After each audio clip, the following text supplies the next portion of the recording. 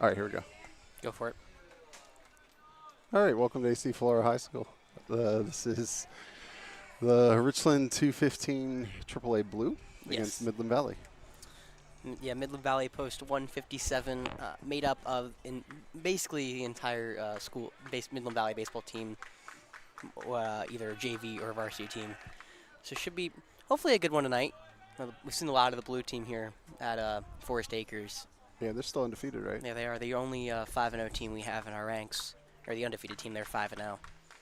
So tonight on the mound for Richland Blue is Porter Rummel, who you see they're getting a swinging strike against the top of the lineup for Midland Valley Post 153. That's Cam Langley.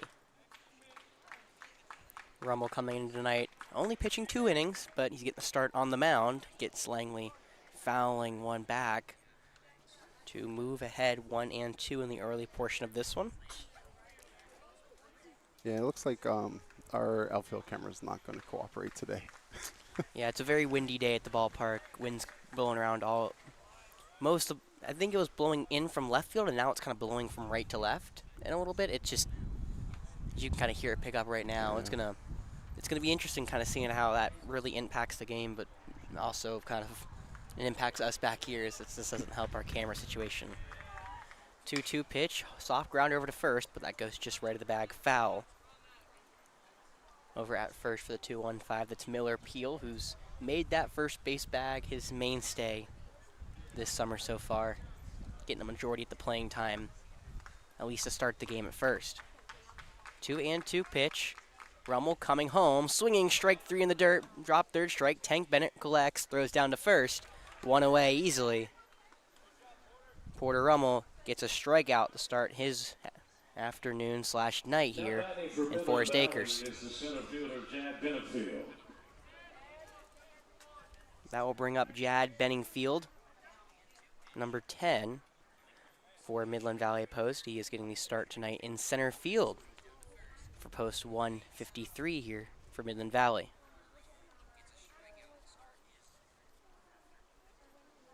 See a quick mound visit there. Tank Bennett talking to Porter Rummel. I'm not sure really what the point of the mound visit was. Seemed like everything was working well for Rummel on his first batter of the night. But he'll go against Benefield here. First pitch to him, curveball. Just low. No, he calls a late strike. 0-1 against Benningfield. So Porter Rummel, the right-handed pitcher out of Blythewood. Didn't see many time on the mound for the varsity team this year, but again, he's had 2 innings pitched with 3 hits and 1 earned run so far this summer for the 2-1-5. Throws 1 low and away. It's now 1-1 here to Benefield. 1-1 pitch coming in, swinging, foul ball, back into the backstop. Luckily, that was not us. That was more of the technical difficulties from the concession stand. Seems to be okay, though. Just had looks like the sheet wasn't in place. The ball in the dirt. Jad didn't go, it looks like, at home place. And I'll even the count up at 2-2. I was trying to figure out what I dropped. I immediately looked back. I was like, oh, the metal door came down. Yeah. So around the 2-1-5 tonight, the only other team in action is the senior team. They are at Lexington, Post 7, who we saw in Game 1, and we're also going to see tomorrow night here at Forest Acres. I think Gold was supposed to be in action too. They are not. They are not in action until on Wednesday, according to Game Changer. Oh. Yeah. Okay. I think Maybe they had to cancel a game for lack of players or something. must be 3-2 pitch, high and away, ball 4. 1 out walk for Benefield. I thought Coach Dorsey tweeted all 3. But yeah, it's not on. Definitely not on Game Changer. Not on Game Changer. I can go look at our own Twitter, which is Monarchs803. If anyone wants to go give it a follow. I had an at North Augusta. So the 3-hole hitter tonight for Post 153. That's Trip Moyer in the box. Right-handed hitter swings over a fastball. 0-1 here against Rummel in the early going. Now Rummel looks back at first with Benefield. No contest as Benefield gets back in safely. At first jab, Benefield only has 1 stolen base in the summer. He was caught once so far, and trying to move over here. That curveball misses high. It's now 1-1, and we're going to see a quick mound visit here. I'm going to talk to Rummel. I'm not sure what they're talking about. Looks like it was just a quick note here. Maybe they caught a sign or something. Because it was all of just a couple words. I would have to assume they caught a sign or something, which is not ideal for the post 153. Runner goes inside, hits Trip Moyer. So Benefield will take second no matter what. Now there's runners on first and second with only 1 down here. Now batting for Midland Valley is the pitcher Landon Striker. So Porter Rummel completed the trifecta in the first 3 batters: a strikeout, a walk, and a hit by pitch. Trying to bounce back here. In comes in. Looks to be number 15, Landon Stringer, the pitcher here for post 153. Again, wind now howling in from the right side of the diamond. And also it did downpour here yesterday for most of the afternoon and a little into the evening. And so the dirt, you looked around the diamond, it looks fine, but on the mound it looks like it's still clumping, which is what you see Porter Rummel doing right now. He is currently kicking the dirt off of his shoes so don't get caked in. We'll see how that kind of affects both pitchers, as Stringer will be on the bump in the bottom of the first inning. Now he's at the plate. Weak ground ball to second. Hart rolling, flips it over to Caldwell. No, Breon Earl, who drops it. And then the runner runs into each other. Now it's a scramble, as looks like Moyer's going to get to the bag. Looked like it could be a double play potential, but Earl tried to complete the... Looked like he could complete the motion too quickly and couldn't get the transfer down, and that will leave the bases loaded here with only 1 down. Is the first baseman Turner Scott. That will be an error on Earl, the starting shortstop tonight. And that will load the bases here with only 1 down, bringing up the first baseman, left-handed Turner Scott. Porter Rummel wastes no time. First pitch, inside fastball, 1-0. Turner Scott yet to record a hit or an RBI so far in this Legion summer. Big spot here to do it. Infield is in, well, corners are. Second pitch in the dirt. Tank Bennett able to stop that. Keep it in front of him. Keeping the runners at their bags, but now it's 2-0 here. Cannot afford a walk to Turner Scott. There is nowhere to put him.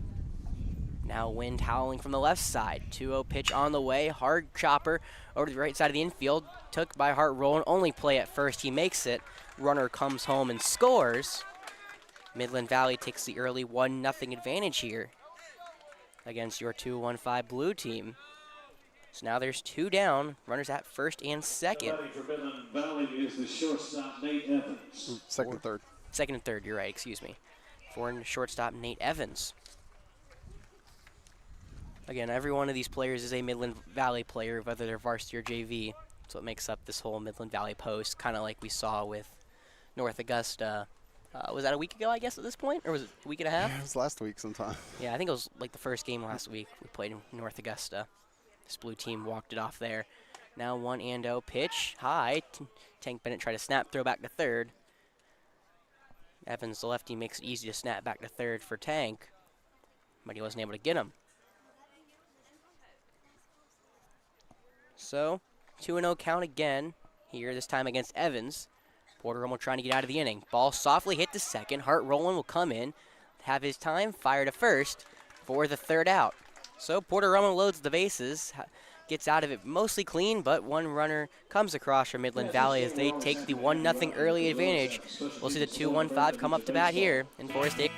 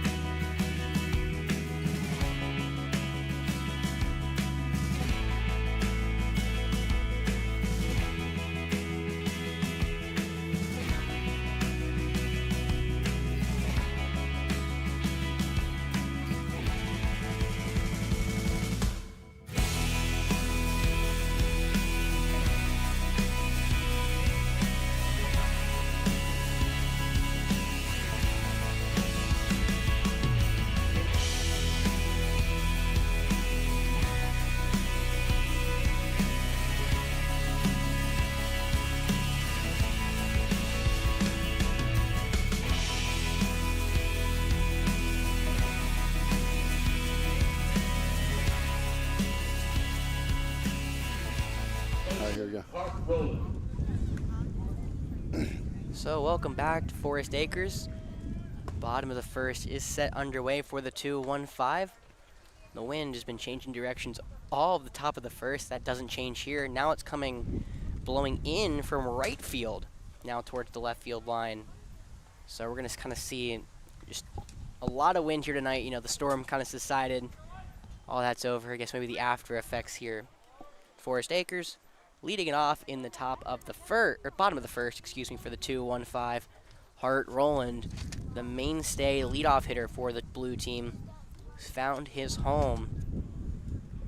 Has probably one of the best averages on the summer, hitting 10 for 14 coming into this game.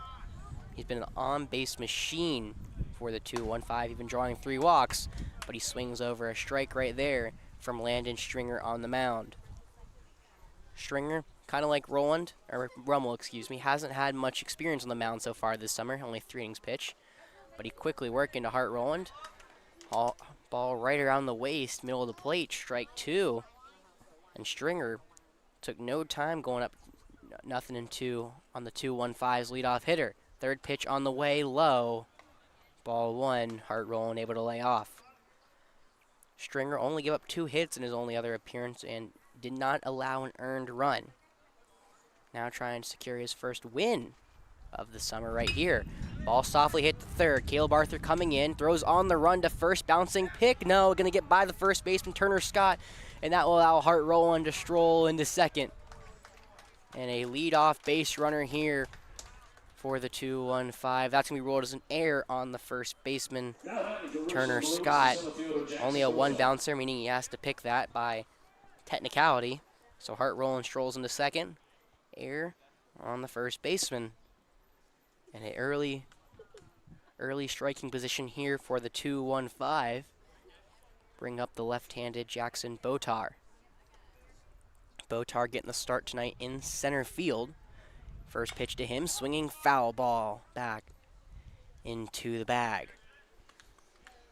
Botar hasn't got as much playing time as Hart Roland has, but he still is a solid 6 for 9 so far this summer. Very tough out here at the plate. Botar is.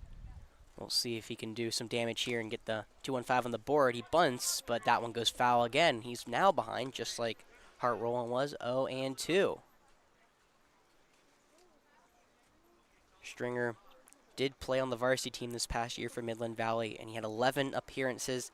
Wasn't his best, though. You know, still young, but an 8.07 ERA for Stringer. Now 0-2 pitch. Change-up looked to be outside. Ball 1. So first and second hitters for the 2-1-5, both left-handed hitters against the right-handed Stringer. We'll see if that advantage matters for them. Now that pokes it out to the pitcher, but it gets between his legs. Botar's going to take first. Back-to-back errors here for Midland Valley, it looks like, as Botar is safely at first. We're still waiting for the official ruling on that. It was hit right back at the pitcher Stringer, but it went between his legs. Still no ruling, but that will bring up the 3-hole hitter Thatcher Boffman for the 2-1-5's blue team, and they will officially rule an error on Stringer. So back-to-back errors here for Midland Valley puts them in a hole. Tries to pick off Botar right there, who has 3 stolen bases this summer, unsuccessfully. Infield playing back, looks like they'll concede a run here off of a ground ball from Boffman. First righty Stringer gets to face. First pitch to him, curveball, looks like it's inside. Now runner takes off Botar. Goes into second standing. Trip Moyer couldn't get the handle on the ball. So now there's no force out at second. And there is a runner 90 feet away, the tying run of the game in the bottom of the first. What's Boffman on the year? Boffman, I mean, we're talking about tough outs here at the top of the order. Boffman joins the rest of Botar and Hart Roland. 8 for 14. Has drawn 6 walks and is not struck out so far this summer. Another hard player to get out for the top of this blue team. There's a reason they're undefeated. 1-1 pitch, hard swing and a miss from Boffman. That slider got him. He's now behind 1-2 against Stringer. Again, Boffman hasn't struck out yet so far this summer. He's behind 1 and 2. Stringer's been ahead of every one of the counts. However, he has 2 base runners here in the bottom of the first with no outs. Next pitch on the way. Boffman goes down swinging. Outside pitch. Got in twice in a row for Boffman's first strikeout of the summer and Stringer's first of the night. For Richland Blue is the designated hitter, Nathan Caldwell. So the DH for the 2-1-5. Nathan Caldwell will get his first cracks here at Stringer. Caldwell didn't play the first couple of games, but since coming back, if I'm assuming vacation, has been a mainstay in this lineup as well. First pitch to him, hard swing and a miss. Looked like a changeup low in the zone. Caldwell trying to hit that one out. Hard swing and a miss for Caldwell. Behind 0-1 here against the right-handed pitcher. Caldwell, another tough out here, 5 for 9 this summer as Stringer deals him a pitch in the dirt away. However, Moyer able to slide in front of that one. Caldwell, though, damage being done at the plate. 4 RBIs so far this summer with only 5 hits. 3 of those hits came in their last win on Thursday. Now 1-1 the count. Stringer deals, foul ball into the backstop. For the 4th straight at bat, Stringer way ahead in the count. He's pitched well and played well so far. Right now, defense may cost him a run, depending on what happens here. 1-2 pitch coming in from Stringer. Caldwell just taps that one to the right side of the infield. That will score a run. Play made at first. As Bedenbaugh at second, easily able to throw out Caldwell. But a productive ground out from Nathan Caldwell. Tying run in the game comes across. The go-ahead run moves over to third. Now batting for Richland Blue is the first baseman, Miller Peel. That brings up Miller Peel, the first baseman for the 2-1-5. Peel again making a mainstay over there at first. Hasn't had the summer been looking for it, but he does have 4 RBIs, which ties the team high. First pitch, low in the dirt. However, Moyer again staying in front of that. He's been active behind the plate early tonight. It's now 1-0.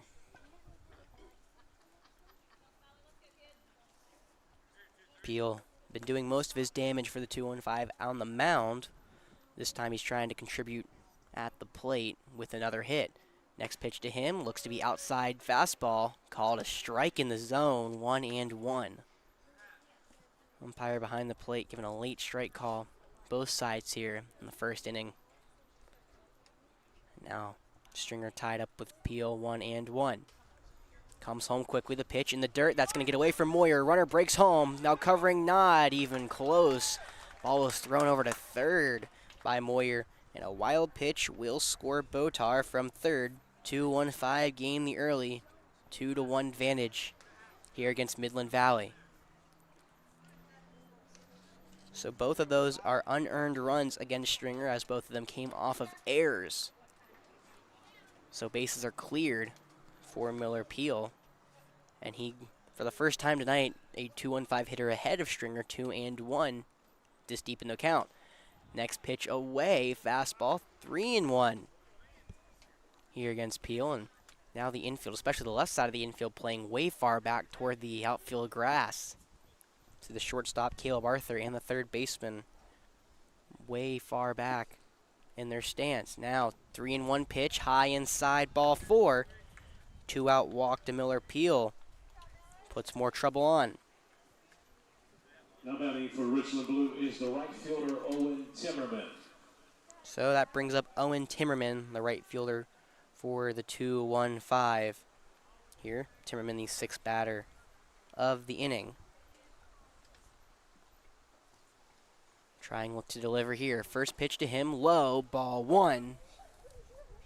Just like that, Stringer has thrown 5 balls in his last 6 pitches here against the 2-1-5. Timmerman, the Dreer product in the right-handed batter's box. Not the tallest, but that ball is now poked over to left field. Play made on the backhand by Evans in the shortstop hole makes the play at second.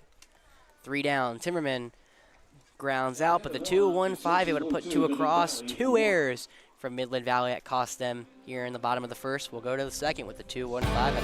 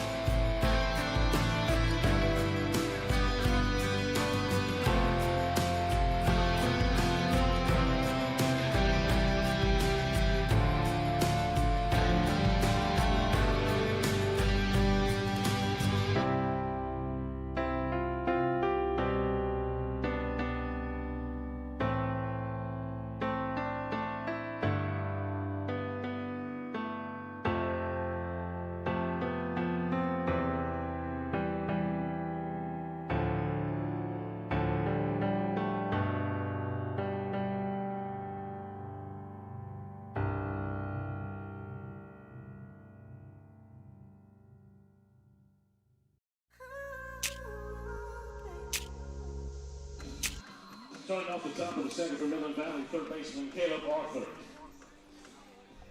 All right. And we're back here in the top of the second at Falcon Field.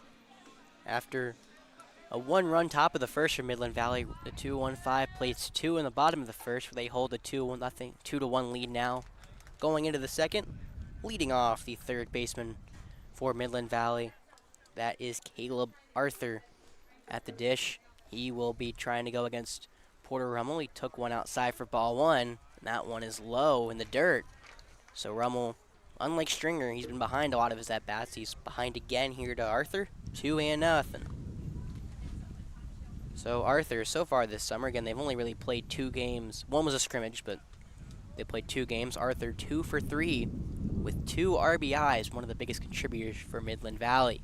Next pitch on the way, fastball outside part of the zone, strike 1.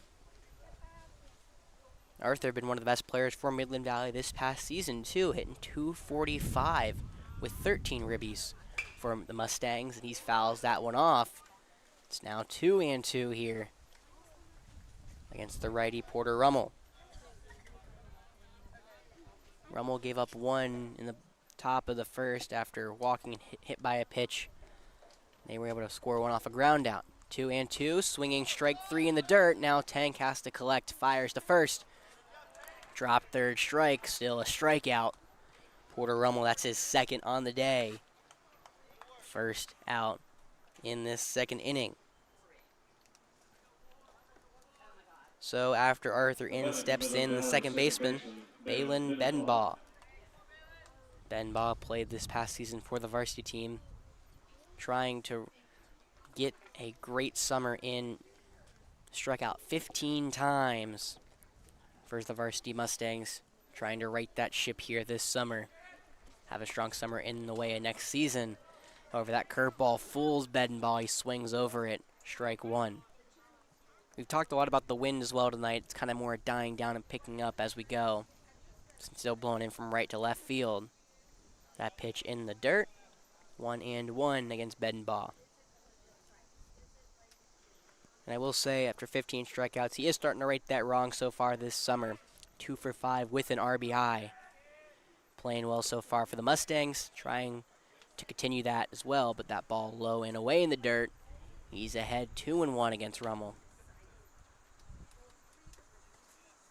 So Rummel, not in a spot you want to be, continues to fall behind batters early in the counts, being forced to battle back against basically everybody, which leads to long, grinded out at-bats. Now 2-1 pitch, high to the shorter right-handed hitter, and now it's 3-1 here against Bedenbaugh, in danger of doing what he did last inning, a 1-out walk to the second batter in the inning. 3-1, Rummel comes home, low fastball, ball 4. So again, 1-out walk here for Rummel. Bedenbaugh aboard with Satcher Red coming to the dish. Well, just as I said, the wind was coming from right field. Now it's coming from left to right. It'll be a very windy afternoon and evening here in Forest Acres, and a lot of fly balls could be moving around for those outfielders. First pitch to Red looks to be right across the heart of the plate for strike 1. Rummel now working out of the stretch again, which he was used to back in the first. Now he picks off at first. However, Bedenbaugh, not really a contest. He's able to get back in pretty handily. Over at first, Bedenbaugh, he hasn't stolen a base yet. See if he tries one here. Now Red, maybe trying to show bunt, but he pulled it back. Now it's 0-2. They're going to say he went around. So he's behind. He looked like he may want to bunt. Maybe that ball caught the part of the zone. Either way, Porter Rummel ahead, 0-2. Now running is Bedenbaugh. That pitch lined right into center field for a base hit. Big hit for Satcher Red. That's his first of the summer. Now in a big spot here for Midland Valley is in the second straight inning. They have first and second 1 out here against Rummel. That was their first hit of the game, though. And the first hit of the game for either side, for that matter. So their extra hitter slash designated hitter, Ben Gavin, Now on the dish, weak ground ball back to Rummel. He's going to make the quick out at first. Doesn't even look at second or third. Interesting play on the mound for Rummel, but a quick second out as Gavin. I barely said his name before he grounded out. Now there are 2 away. Runners at second and third for the top of the order, Cam Langley. Langley in a big spot here. Can really do some damage here against Rummel. He's got 2 in scoring position. Infield playing back for the 2-1-5. First pitch to the lefty, high, ball 1. What do you do the first inning? Langley struck out one of the 2 punch-out victims for Rummel. He swung at a ball in the dirt where Tank had to throw it down. See if he can avenge his first at-bat. Next pitch, low and away. Ball 2. Again, Rummel falling behind a batter in the early portion of this one. Hasn't really been able to find his stride yet so far this game. Langley yet to walk so far this summer. We'll see if that changes here. That one, though, popped over our heads foul into the shrubbery, or the forest here at Forest Acres. I'm going to say shrubbery, but those aren't shrubs behind us. So Rummel behind 2-1. Runners at second and third. 2-1-5 hold the 2-1 lead. Pitch home. High, ball 3. Throw down to third. Not in time. Ben Ball able to get back in. Langley has a base open, though. There is first to put the left-handed leadoff hitter. However, you really don't want to load the bases here for the second straight inning. Rummel having to work in and out of trouble. 3-1 pitch. Tap back to the mound. Rummel comes off. Makes the play at first to flip over for the third out. Those are the second and third runners left stranded for the Midland Valley. They can't strike here in the second. The 2-1-5 will maintain that 2-1 lead. We'll go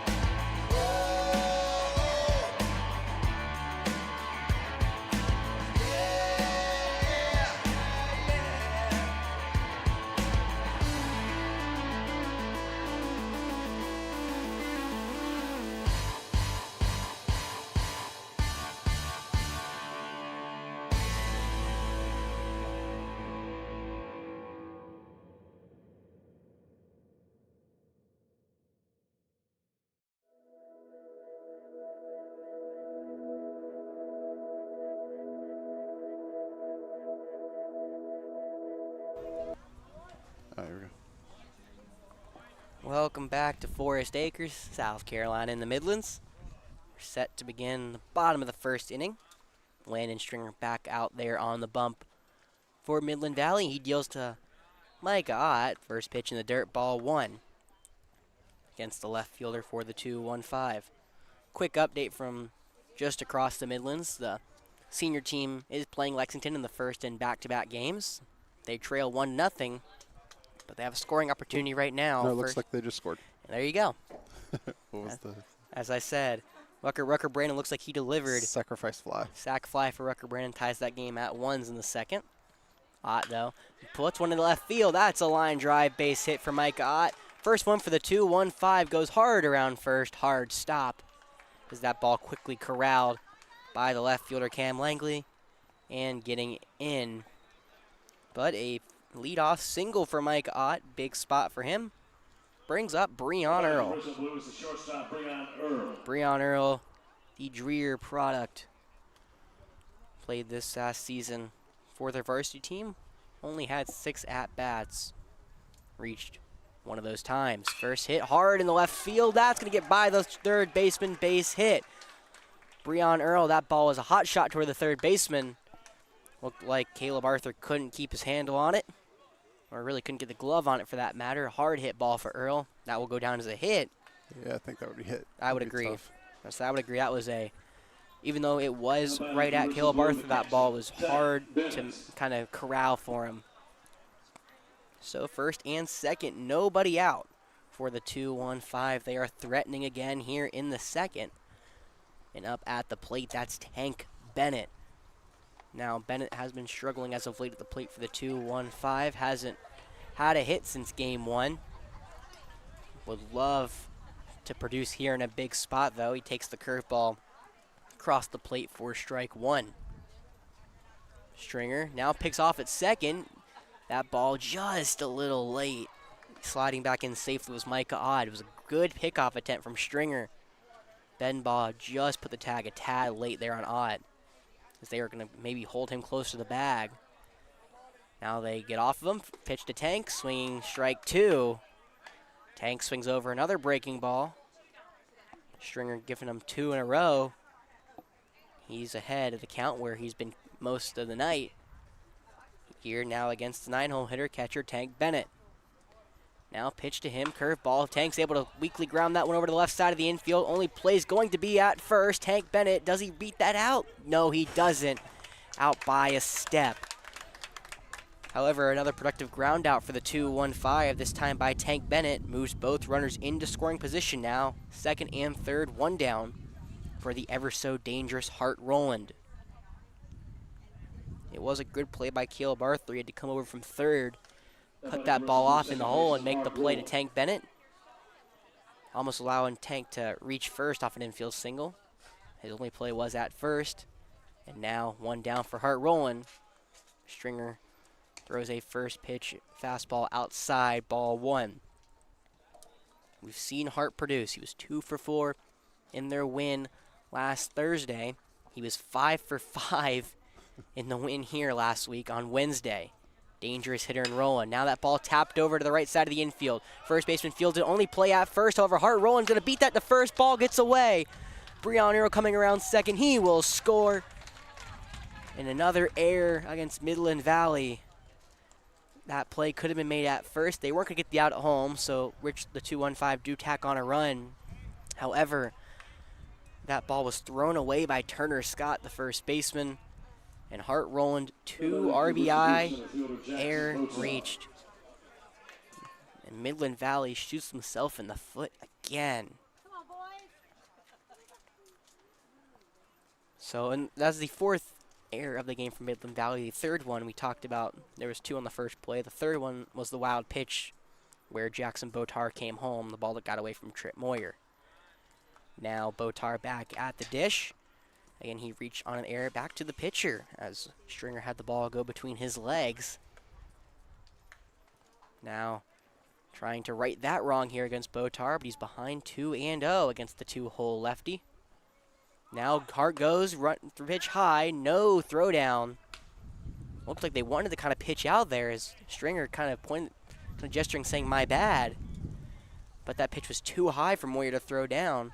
Hart Rowland swipes his 3rd bag of the summer and now moves into scoring position.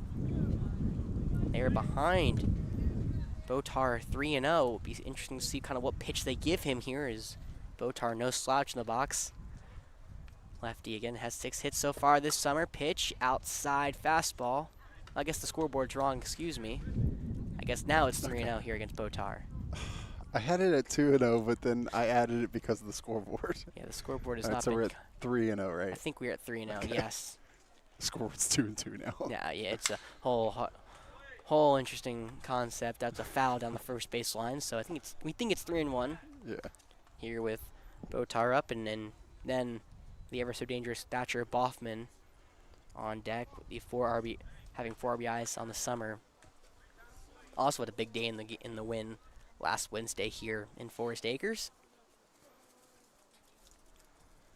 Stringer has not worked slow all night, trying to keep Hart rolling close to second. Now he'll come home. 3-1, swinging strike two. Botar offering one out of the zone in the right-hand batter's box. Couldn't connect. Now it's a full count here for Botar. Stringer battled back from being down 3-0. Still, first base is open for Botar. Full count pitch. Now a pickoff attempt to second. They may have got him. The throw. No, he's just safe. Whoa. That was a perfect pickoff attempt at second. Nate Evans looked like got the tag and. Yeah, he didn't even have to move his glove from where he caught it. Great throw. Looks like, I guess, Hart rolling snuck his hand in. Good play from Holland. Now the full count pitch inside, curveball, ball 4.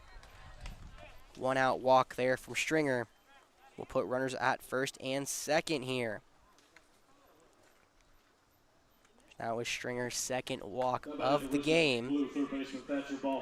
Couldn't really come at a more opportune time for the 2-1-5 as Thatcher Boffman gets in now. Didn't have his best showing last at bat.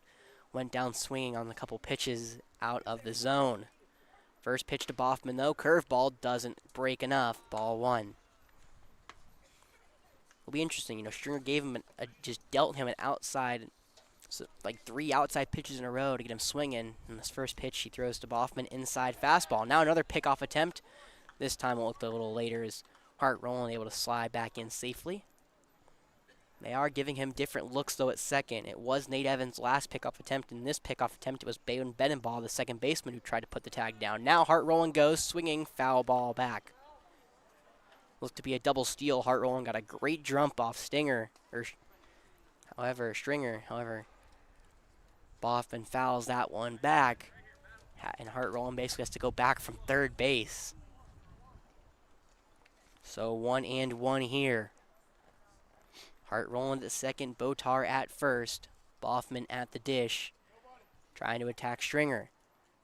Now shortstop coming over for a late try to a pickoff attempt. That ball goes in the center field, but good backup from Jad Benefield in center, keeping Hart rolling at the bag.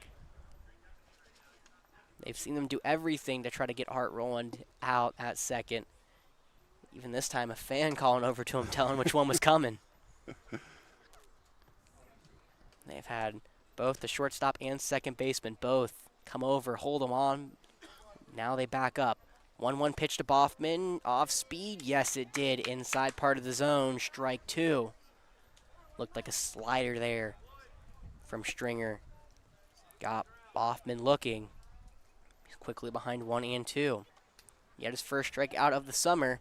In danger of having a second one here. 1-2 offer. Not curveball. Hits Boffman.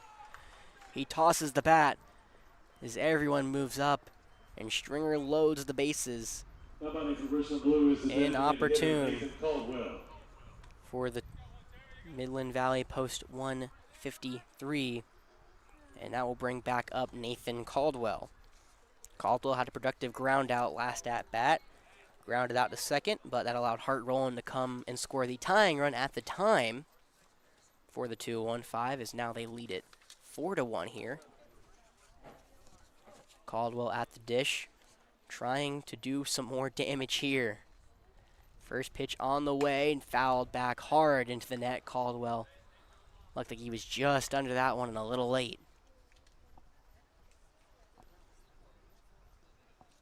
So Caldwell, 4 RBIs coming into the night on the summer. He was 3 for 4 in their win on Thursday with an RBI. He has been all over the place for this blue team, looking to produce yet again. Next pitch on the way, outside part of the zone, excuse me.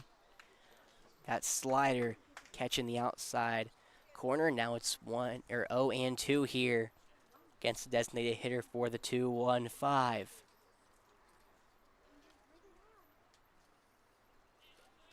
Now Stringer taking his time with the bases loaded. He's going to pick off at third, but a weak pickoff attempt as Roland didn't get much off the bag, and Caleb Arthur had to pick that one over there. You heard Jeff kind of give the subtle reaction. Like, what?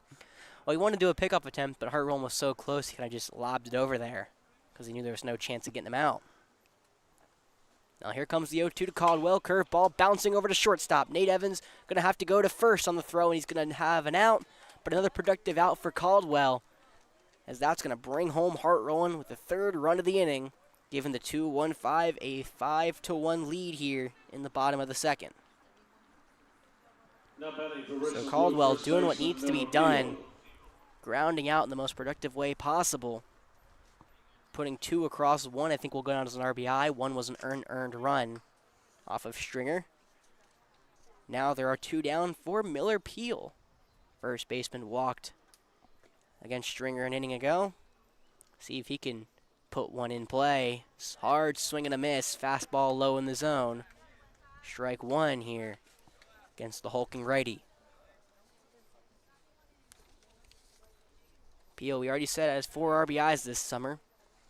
Trying for more here against Stringer. Now next pitch, curveball, beautiful curveball. Freezing Peel right over the heart of the plate, strike 2. And now Stringer's 1 pitch away from getting out of this inning. There's still damage to be done though for the 2-1-5 if they can get it. 0-2 pitch coming in from Stringer outside. Peel lays off. 1-2. Almost got Peel to pull the trigger, but Peel moved the bat, then realized way outside and held up. So 1-2 now here. Bottom of the second. Sun setting. Pitch thrown. Peel ground over to shortstop. Should be an easy play for him. Throw to first.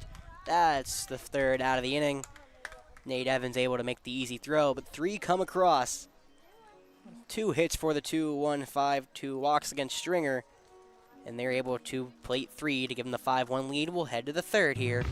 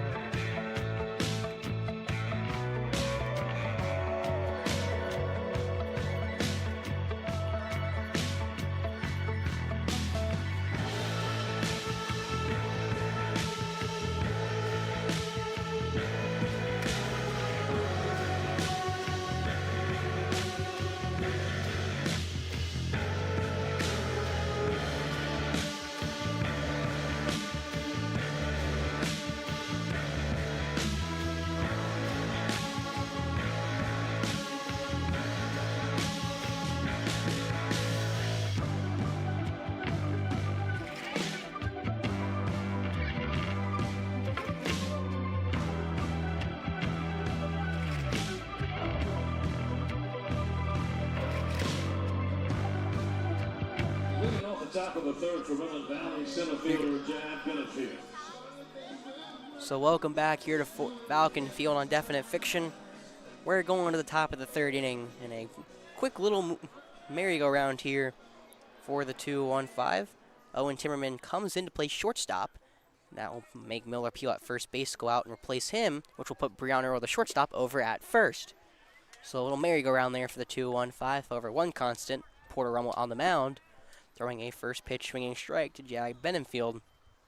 He's ahead 1-0 against the man he walked back in the first. Next pitch, curveball, stays outside 1-1.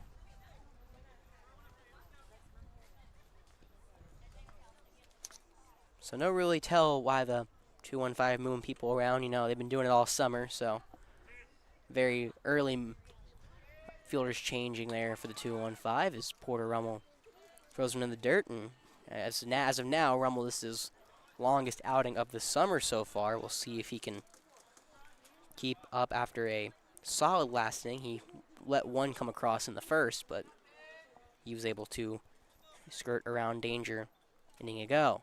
Next pitch to Benfield.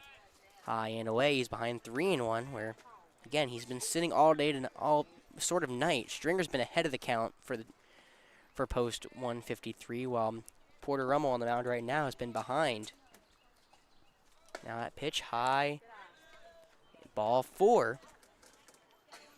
That will allow Benfield to have a leadoff walk. First leadoff walk Midland Valley has had so far tonight.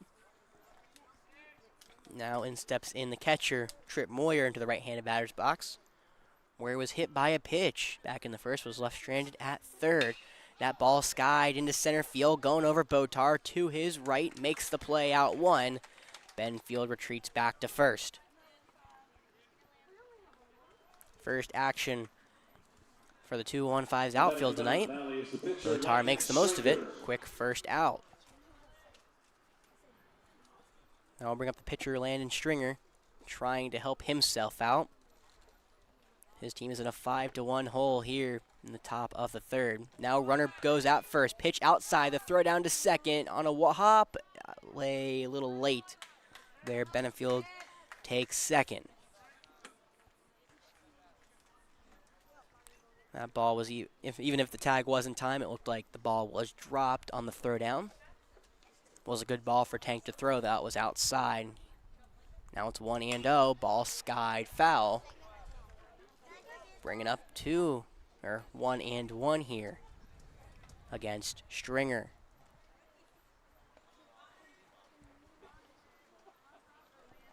Stringer had a fielder's choice back in the first. He put one across. No, he didn't have a fielder's choice. He got on because of the drop ball at second base. That's what. It was the ball that was hit to second base. Roland and tried to flip it over to Breon Earl at the time. And Earl dropped it on the transfer and never secured the ball. Umpire ruled. Should have had 2, had 0. Yep, that ball now at 1-2, skipped in the dirt. Benefield easily takes third, rounding it hard, but he'll stop around a sixth of the way home. Porter Rummel had to come and cover. I don't think Benefield, on his way to third, really wanted to come home with it. Third base coach held up the stop sign, keeping him at third, but now that run 90 feet away for post 153. Count 2-2 here against Stringer. Needs a hit for his team. Next pitch, poked out to right field, base knock. Gets between Hart Rowland and Breon Earl. Hart Rowland upset, throws his hat down. But an RBI single for Stringer cuts the 2-1-5 lead down to 3 runs. First baseman Turner Scott. Now the first baseman for Midland Valley, Turner Scott, steps into the left-handed batter's box to go against Rummel. He grounded out to second his last at-bat. Takes high ball 1. And Rummel, in a position he's not fond of being in, but he's been in way too many times tonight. First pitch ball. Wind dying down here in Forest Acres. The 1-0. Outside, Jay's outside. 2-0 here against Turner Scott. Scott, one of the biggest producers for the JV team this past season, hitting .283 with 13 RBIs. Now runner goes, hitch on the ground over to first. Earl boots it. No one covering first. And an error for the 2-1-5. That's their second of the night and the second on Earl. Tough night for him in the field. Now runners go to first and second with only 1 out. Nate Evans, big chance for the shortstop to produce here for Midland Valley. Rummel, first pitch, high ball 1. Doesn't catch the zone. Evans had 7 RBIs for the varsity team this past season for Midland Valley. Yet to have one this summer. Big opportunity for him. Now he shows bunt. He misses on the bunt, and everyone has to go back to the bags. Pitch looked like it was going to be maybe outside, but Evans offered. Now it's 1-1 to the left-handed shortstop.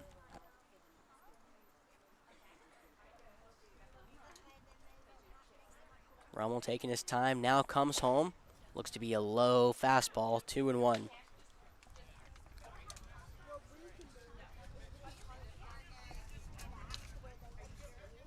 Wynn now starts to pick up again from right to left after going down. Now another bunt attempt, gets it down beautifully down the third baseline. Rummel's got to hurry, fires to first. Breon Earl able to snag it at first for the second out, but a beautiful bunt from Nate Evans moves both runners up a bag. Now there's two in scoring position for Caleb Arthur. Arthur, he struck out swinging to begin the second. Would love nothing more than to tack on his third and fourth RBIs in the Legion League summer. First pitch to him, low and away, ball one. Bennett able to glove that pretty handily.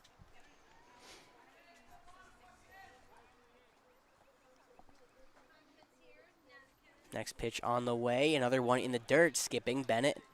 Able to glove it again, though. It's now 2-0. Bennett been solid so far behind the plate tonight. And Rummel, another familiar situation. He's behind 2-0 here to Arthur. 2-0 on the way from the righty. Ball hit out to right center field. That's going to drop between Peel and Botar. Base hit. One comes across. Another will also score from second. The throw in the second base. The relay throw safe. Caleb Arthur. 2 out, double. Plates 2 across.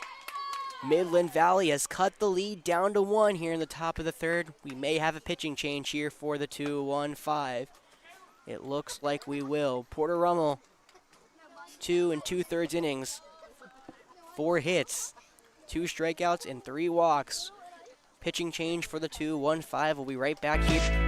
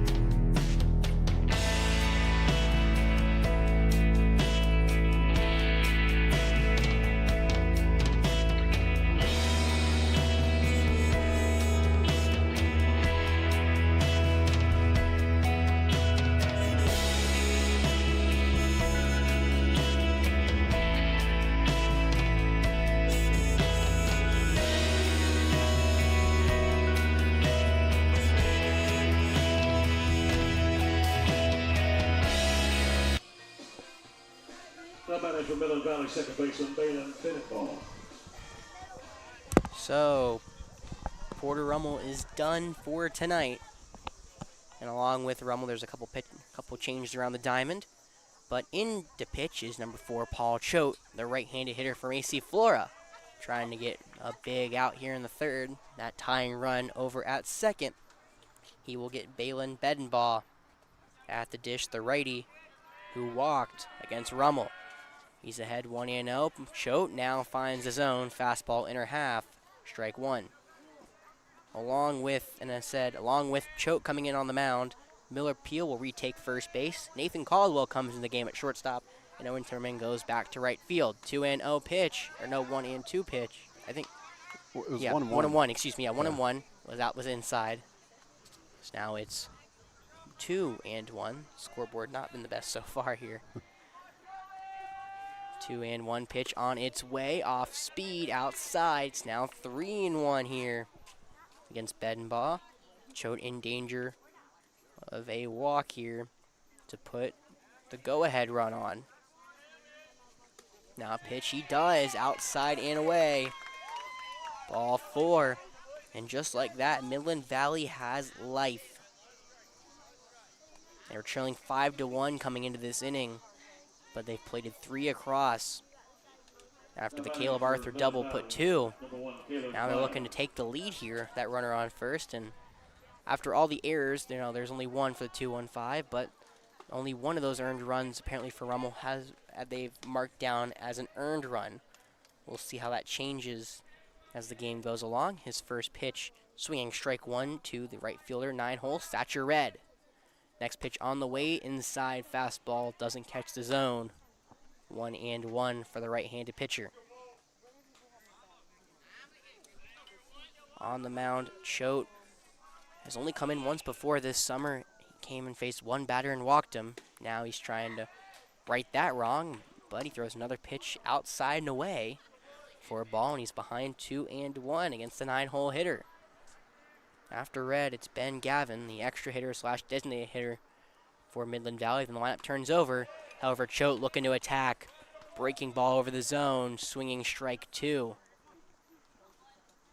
So 1 pitch away from getting out of it. 2-2, 2 down. Choate comes home, swinging foul ball. Just getting a piece of that was Red. Weakly fouled back into the net, but a foul ball keeps the count alive. Red would be a big spot for him. Could give his team the lead with 1 swing of the bat. 2-2 pitch home, outside and away, fastball. Full count to Thatcher Red.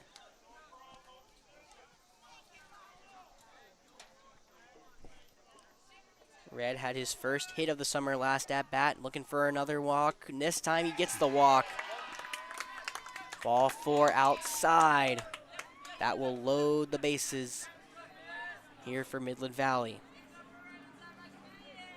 So Choate has not recorded out this summer. That was his 3rd walk of the summer without recording it out. Now Ben Gavin gets his chance here at Choate.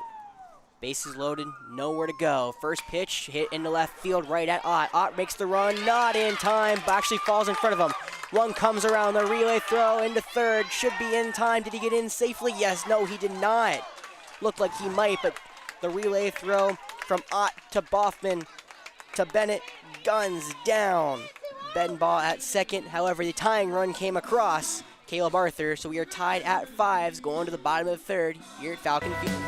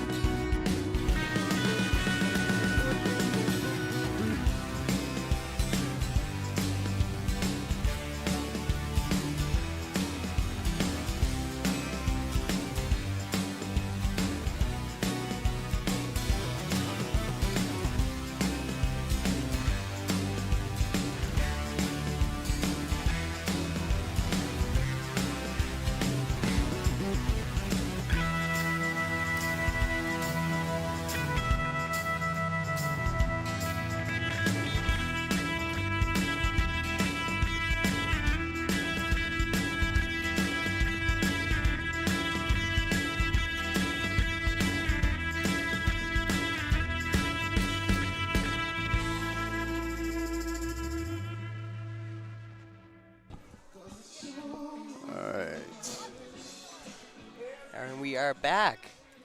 Bottom of the third inning. Midland Valley put 4 across and has tied the game at 5s here. In the third inning. Now can the 2-1-5 respond? First pitch, hit over to shortstop. Long throw for Evans. Throw to the bag. He is safe. Timmerman beats it out. Backhanded by Evans over at short. Just couldn't get Timmerman. Infield single for the 2-1-5's right fielder. Leadoff man is aboard. Trying to strike bat here. That will put up Micah Ott, the right-handed left fielder for the 2-1-5, who started that great relay to get the 2-1-5 out of the inning. First pitch to him looked like a curveball, outer portion of the zone, strike one. Ott, he singled and came around to score one of the 5 runs for the 2-1-5. And now that Porter Rummel's night is done, only one of those 5 runs that came across for Midland Valley are apparently earned. Just in relation to that, for Midland Valley, Stringer, out of the 5 runs, 3 of them have been earned. So very kind of interesting sides to both of them. We'll see kind of how this shakes out in the end. Just Stringer trying to complete his 3rd inning of the night. He's went 3 innings so far this whole summer, trying to double that here. Next pitch on the way to Ott. I think it's a curveball that was outside. Yeah, either way, 1-1 here to Ott.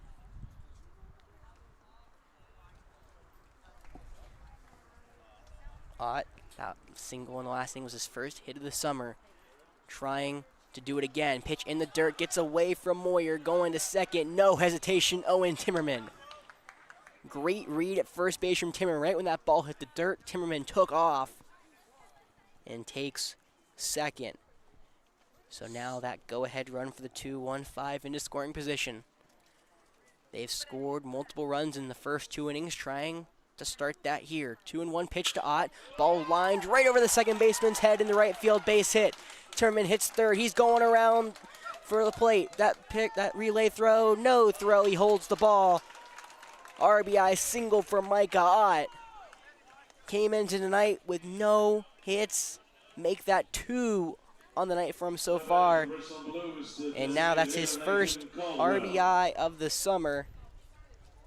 Got to feel good for the Ben Lippen player, Micah Ott.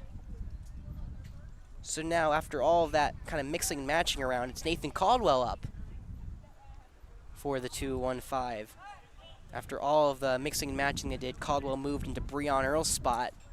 So he will be hitting in the 8th hole now, after hitting in the 4 hole for the whole night. That ball now ripped into right field, dropping fast in front of Satcher Red, and it will get down. Ott, though, forced to stop at second. Good throw by the right fielder, Red. Gets it all the way to third base. However, Nathan Caldwell wastes no time with his first hit of the night. He had 2 productive ground outs, 2 RBIs so far this evening. Now his first time in the 8 hole, 3rd time up, puts one into right field.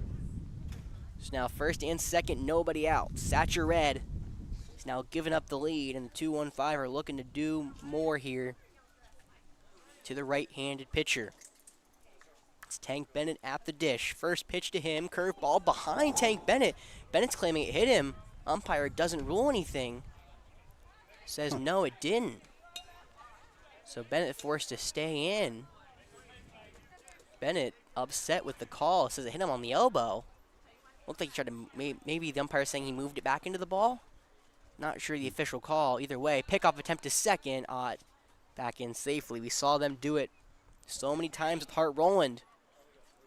Now they tried it with Micah Ott, but Ott doesn't have as big of a lead as Hart Rowland to able to get back to the bag a little quicker.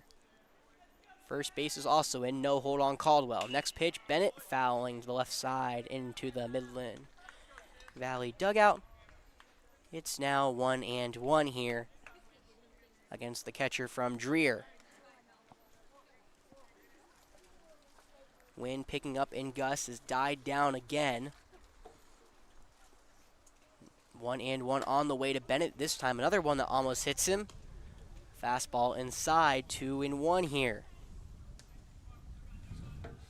Now the wind, just on cue, picks up again. Looks like it's blowing directly in this time. It's been all over the place tonight. So far hasn't done much. 2-1 pitch this time. It hits Bennett. Throws the bat in angst and will take first. And that will load the bases. That may be all for Landon Stringer. For loading the bases with nobody out. He's in a hole to the leadoff hitter coming up for the 2-1-5. That was his second hit batter of the night.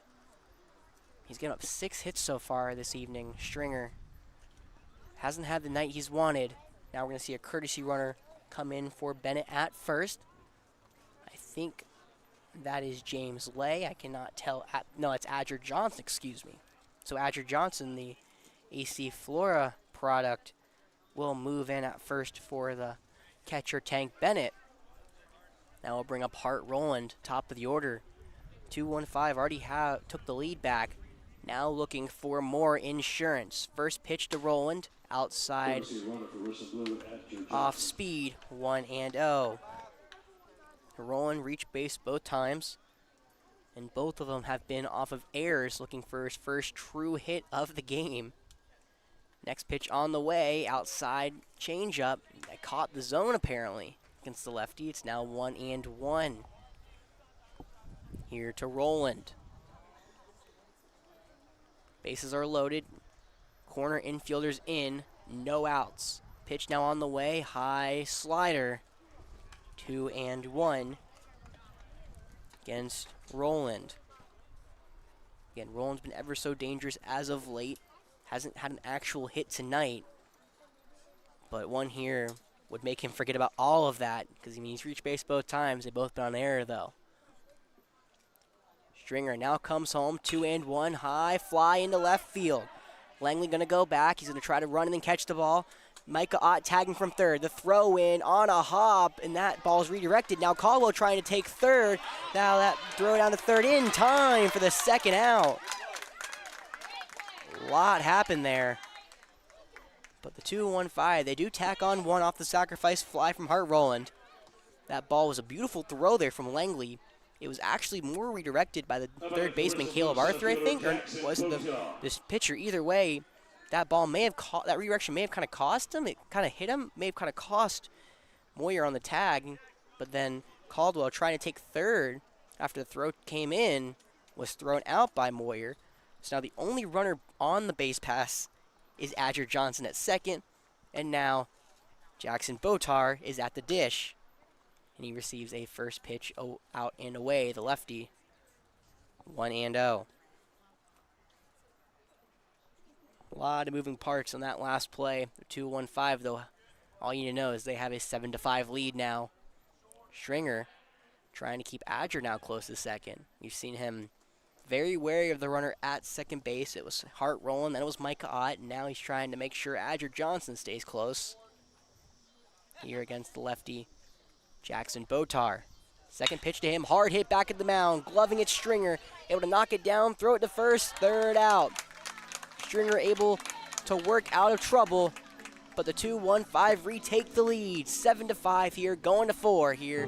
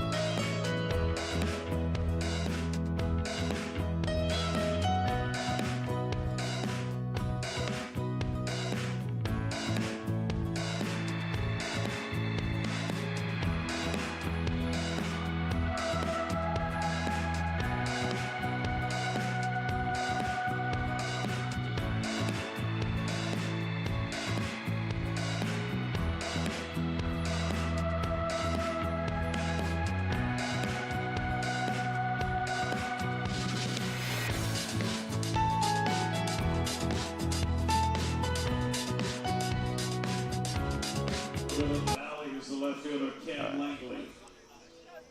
So we're back here in Forest Acres for the top of the 4th inning. 2-1-5 retook the lead in the bottom of the 3rd. They lead at 7-5.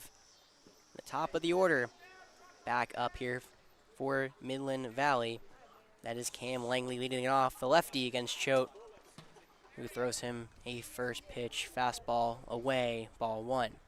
Choate, very interesting kind of pitching formation. We're kind of talking about it, his motion. It's like a sidearm throw, as you see right there. He throws that one in the dirt, but swinging strike 1. It's kind of like sidearm, but it's kind of his body kind of comes up. Yeah, his shoulders up higher than you expect it to. Usually when you sidearm, you kind of go lower. You kind of keep your body low and put your ball into it, but his kind of shoulders come up, and Jeff kind of related that one as he looks like, no, he didn't. I thought he hit Langley, but I guess it went off catcher's glove. But Jeff kind of mentioned it kind of looked like he's skipping rocks, which I think is actually a very accurate kind of like representation of what Choate is doing on the mound. Also, I do want to update Tank Bennett. After getting hit in the arm last inning, he is now out of the game. That is James Lay behind the dish. And, you know, Tank Bennett usually doesn't play the full game for the 2-1-5's blue team. And that one hits Langley. 2-2 off-speed pitch hits Langley. Looks like he's in the foot. He seems to be all right, though, jogging down to first. And now it looks like Choate, short leash there, is being taken out after only recording 1 out. But so either way, hopefully Tank Bennett's all right. We'll hope to keep you updated as much as we know, but looks to be a pitching change. Mike Ott coming in from left field to take the ball for the 2-1-5. They lead at 7-3. We'll be right back here.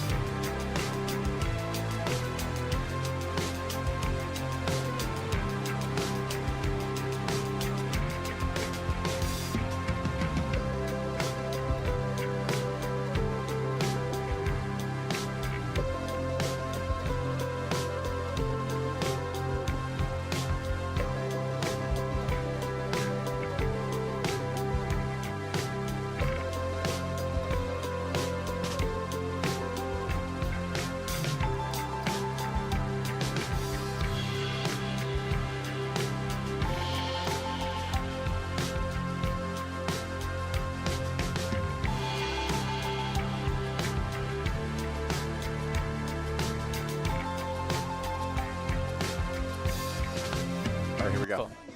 Cool.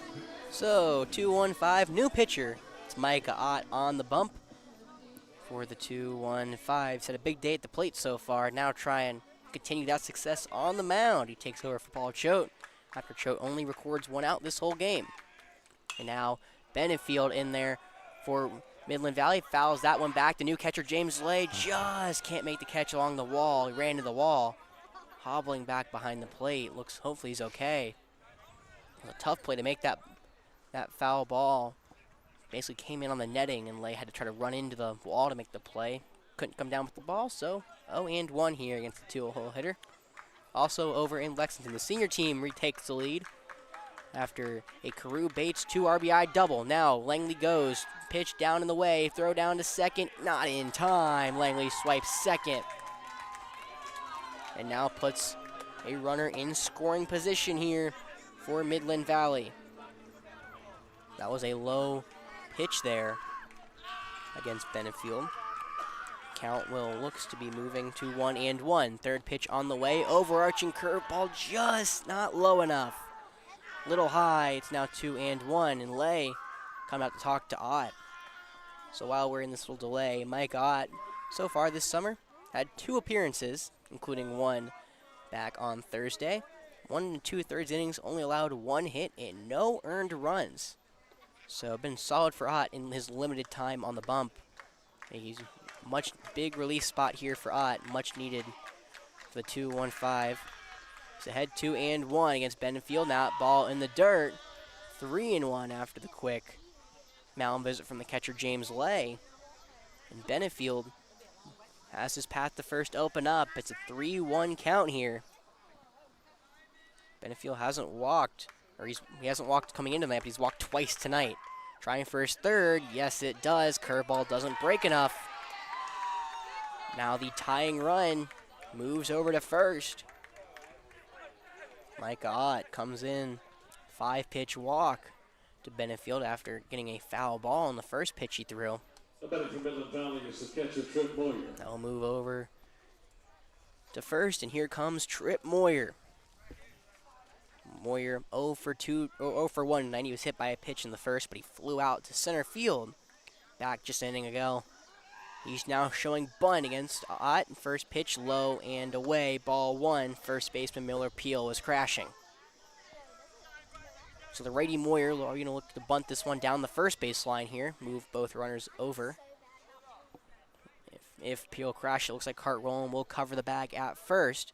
Shows bunt, Peel crashes. Bunt down the left field line. That ball, though, curving foul. Just left of the line. It was fair about halfway down the line and then started curving foul. Boffman, the third baseman, smartly lets it go. And Moyer has to come back into the box.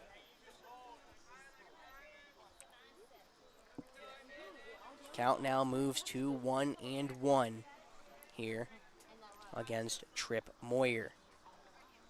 Moyer played this past season for the varsity team for Midland Valley. Had 4 RBIs for him. Get some much-needed comeback runs here for the Mustangs. High curveball doesn't break enough, apparently. That ball looked good. Umpire said too high. So that moves the count to 2-1 here for Micah Ott. Ott comes set, bunt being shown. Peel crashes the ball again down the third base line. However, this one never had a chance. Foul off the get-go.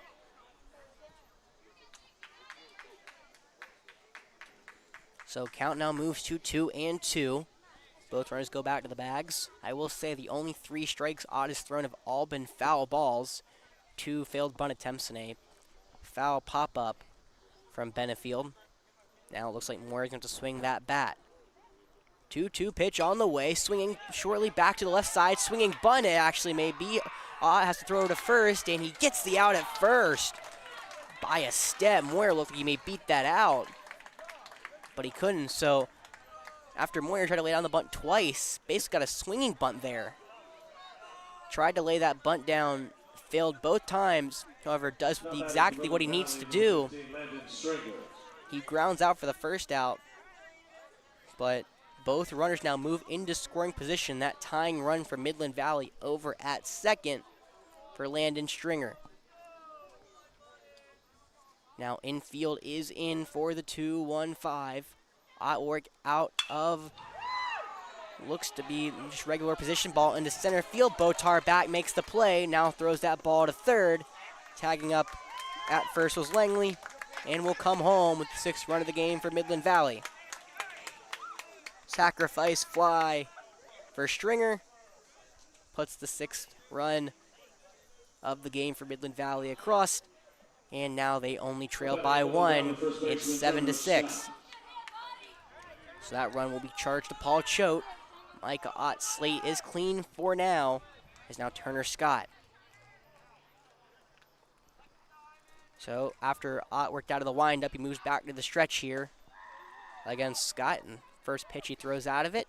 High fastball, 1-0 against the lefty. Ott, the right-handed pitcher from Ben Lippen. Didn't get many appearances on the mound this season. Now trying to change that here this summer as he's got his third already. And he throws an inside fastball that catches the inside part, of the zone. So now it's 1-1 here against Evans. 1-1 pitch coming in. Evans checks his swing. Did he go? No, he didn't. Umpire said no. Lay shaking his head, doesn't agree with the call. But a big ball call from there now puts Evans ahead of the count, 2-1 here. 2-1 pitch, low inside, ball 3. Lay able to glove it, keeping that tying run over at second. Oh, it's 3-1. Yeah, it's 3-1. Yeah. So 3-1. Ott in danger of walking him. First base is open though. Benfield at second. Pitch outside, curveball. Ball 4. 2-out walk for Turner Scott, who is the go-ahead run. And now Mike Ott getting a quick pep talk here from the third baseman Thatcher Boffman. Ott hasn't had a blemish yet to his record so far. However, that first blemish could be standing at second in Jad Benningfield. See what he can do against the lefty Nate Evans, who was 0 for 1 tonight with a sacrifice bunt just an inning ago. Now he chops that one over to the left side of the infield. Caldwell can't get a glove on it. That goes into left field. Benningfield, after getting the go call, has stayed at third. Didn't see it. 215 may have caught a break there. As Benningfield stays at third, it's a single for Evans. Benfield was given the go call. However, he put the brakes on. And now he's at third. So the bases are loaded. 2 outs. Right-handed Caleb Arthur, the third baseman for Midland Valley, comes in. Now he pops that one up to right field. Coming in, Timmerman. Long run to make. Now it's going to be dropping between everyone. Base hit. One comes home. The second run will come in. A bloop out to right field. It looks like it was going to be tracked. Now the run, ball gets away. Runner trying to score. Throw out at the plate. Nate Evans trying to take advantage of no one paying attention. Gets tagged out of the plate, but Midland Valley, for the first time since the first inning, has the lead. It's 8-7. We'll go to the bottom of the 4th.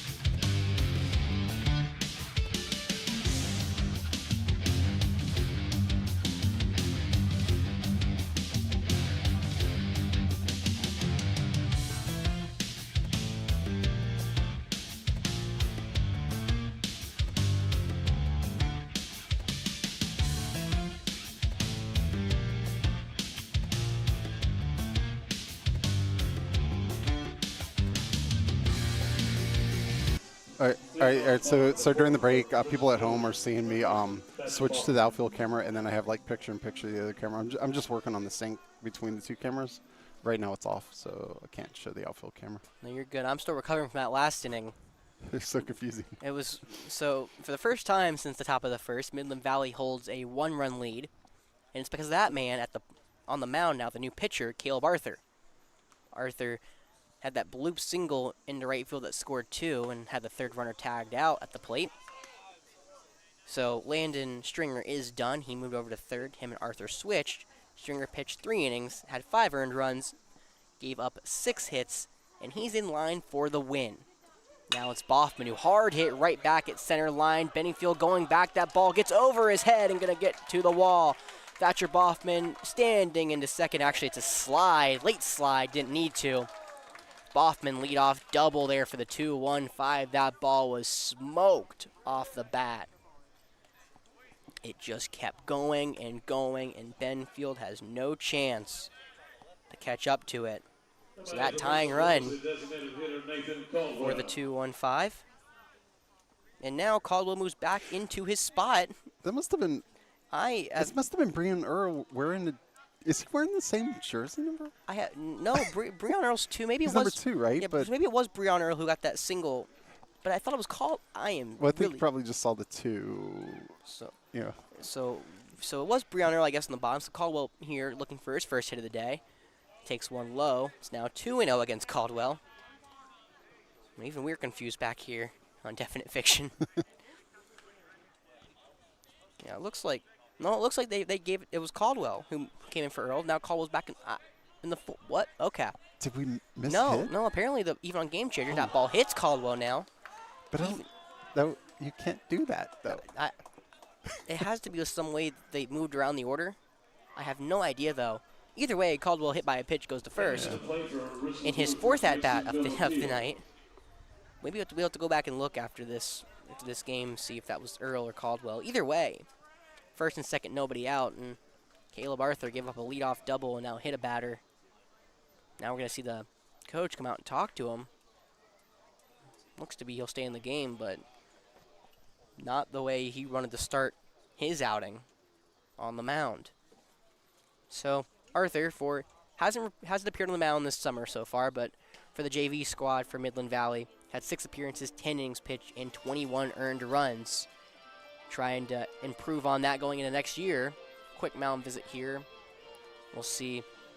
The 2-1-5 can really strike back right here. They've scored 2 or 3 runs every inning. Trying to continue that trend here. And the leading in the box now is going to be Miller Peel. He's in the right position. He's been in the 5-hole all night. Again, first baseman for the 2-1-5. He'll step in. He walked and he's grounded out tonight. Trying for his first hit. Ball in the dirt, bouncing. Trip Moyer behind the dish. Stays in front of it. It's now 1-0 here against Peel.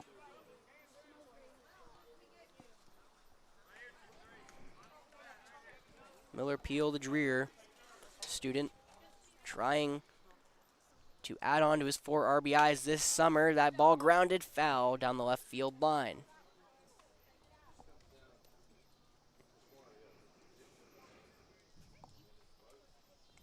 But more on Caleb Arthur. Struggles with the walks in 10 innings. He walked 13 batters, only struck out 5.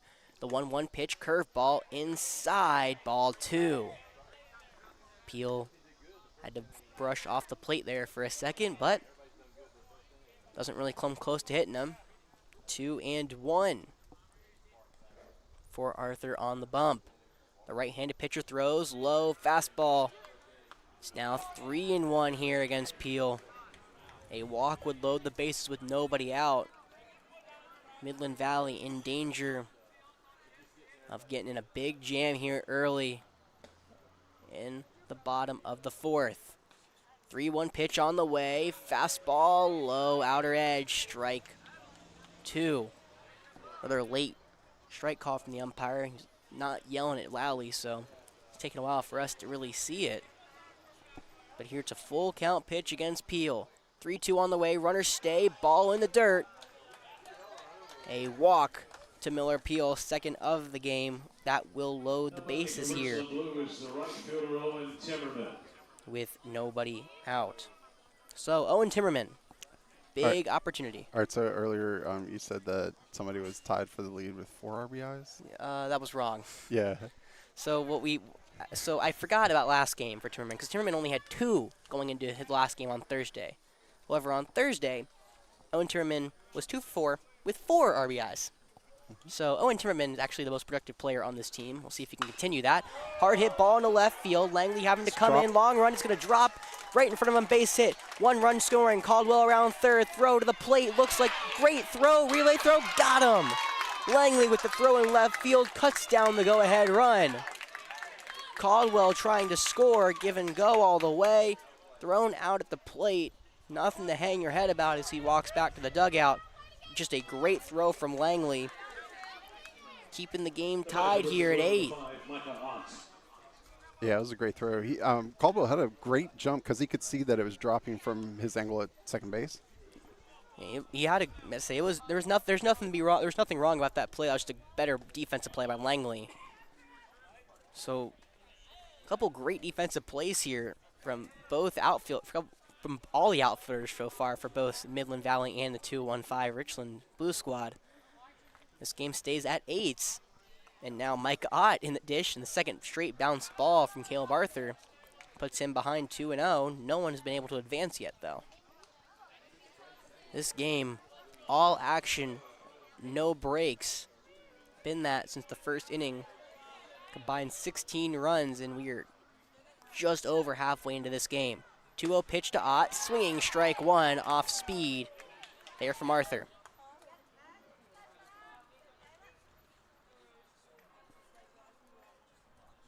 So Ott, he's ahead, 2-1 against the right-handed pitcher Arthur, but he throws another one in the dirt.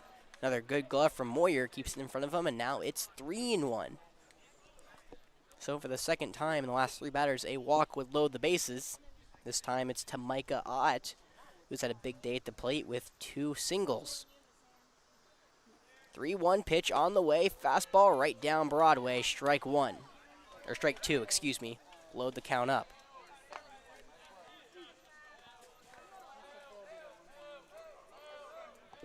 Ott put on his first RBI so far this summer, looking for another one. Ball foul down the right field line.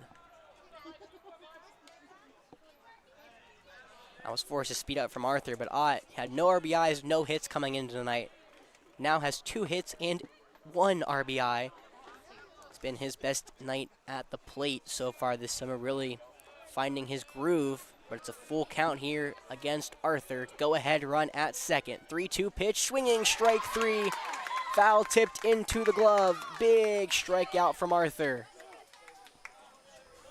That is now the second out of the inning. So now number 4, Paul Choate, will take the 8-hole after Nathan Caldwell did it back in the 3rd, and Breon Earl did it in the 2nd. First pitch, low and away in the dirt, ball 1. Choate came in to pitch back in the 3rd inning. Stayed in the game after getting pulled in the 4th. Stayed in at left field. Now his first appearance at the plate. 1-0 pitch, high, ball 2. Choate, the right-hander, takes 2 straight away from Arthur, and he's ahead 2-0 here with 2 outs. Arthur trying to get out of this one. 2-0 pitch, ball in the dirt again. He's behind 3-0 against Choate. On deck would be James Lay for the 215, getting his first licks at the plate. However, walk could load the bases. Strike, though, right down Broadway. Fastball from Arthur. Gets back into the at-bat. It's now 3-1. Choate hasn't moved from his position in the right-handed box. 3-1 now. Choate, high pop-up. Center field. Benfield comes in. Under the ball. Long fly makes the play. Out number 3. So it looked like the 215 could really do some damage, but a Cam Langley missile sniping Caldwell at the plate keeps this game tied at 8. after the 2-1-5 tied it. So we'll go to the 5th, all tied at 8 here in Forest Acres.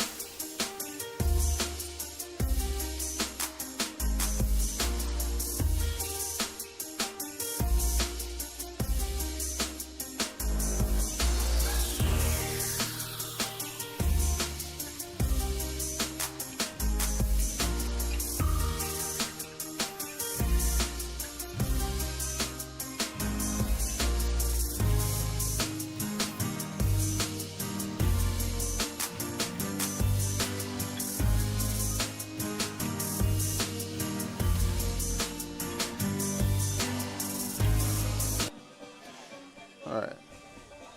Welcome back here on Definite Fiction to Falcon Field. It's an 8-8 game here going to the 5th inning. A lot of scoring. Midland Valley has 7 across the last 2 innings. Richland Valley more spread out, has 8 across all 4. Leading off will be Balaam Bedenbaugh for Midland Valley. He's reached both times off walks, but been stranded both times. Well, was thrown out in the 3rd inning, but he was stranded on 3rd in the 2nd. Around the 2-1-5 senior team, we've said they're in action. That ball fouled off, so Bedenbaugh behind 0-2. But now the senior team is battling over in Lexington. We saw them back in game 1.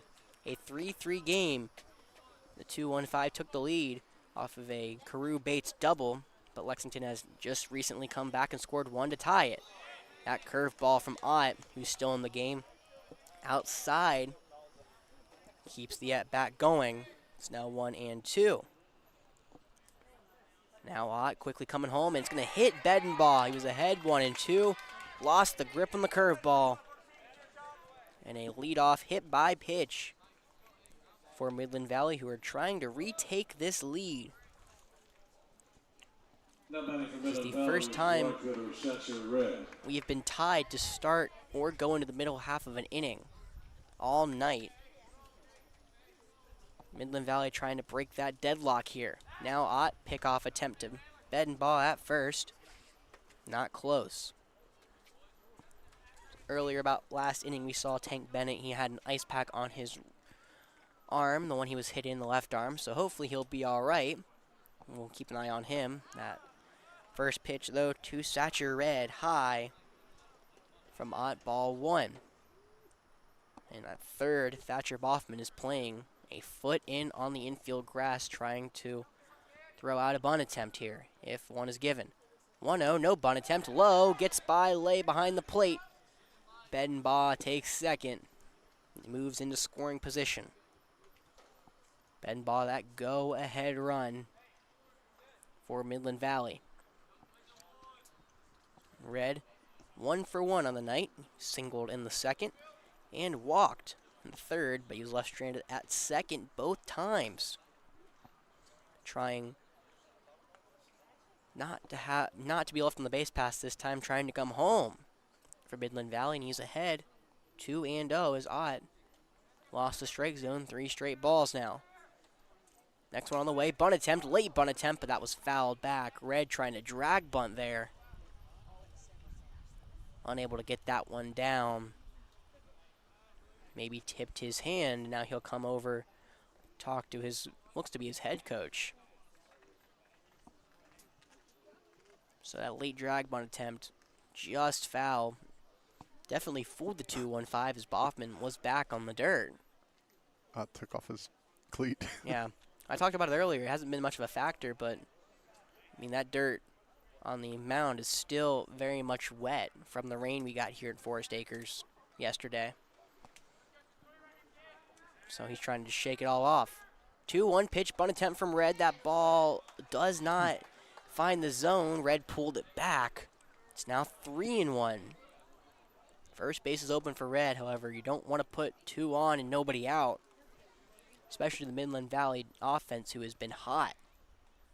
3-1, bunt attempt showing, pitch, low, ball 4. Umpire doesn't give the call. That curveball didn't break, and our head coach to come out and ask where that was. Couldn't believe it himself. So, situation you don't want to be in, first and second, nobody out. In the last hitter in the lineup, Ben Gavin steps in. Another one of those contributors on the JV team this past season. Now he shows bunt. Pulls it back, though. Ball 1. Gavin, one of the best players on that JV team, hitting .342. Had 7 RBIs, but he struck out 11 times. Trying to put the Midland Valley post 153 ahead. Bunt attempt down over to third. Ott kind of looked like he wasn't sure what to do with the ball. He kind of hesitated there, and that's a bunt single for Ben Gavin, his second hit of the night. Now the bases are loaded with nobody out. No movement from the 2-1-5 coaching staff. There is getting action in the bullpen. However, the bullpen's in a spot where we can't see it. So Ott looks like he's going to be given this inning, at least as of now. Top of the order, Cam Langley at the dish. Infield in for the 2-1-5. First pitch on the way. Curveball. Outside strike. 1-0-1. Late strike call from the umpire. So dramatic. And well, he kind of held his hand up and then just gave the fist for the strike. Yeah. Langley reached base once in the 4th. Trying to do so again. Curveball this time. It stays outside. 1-1.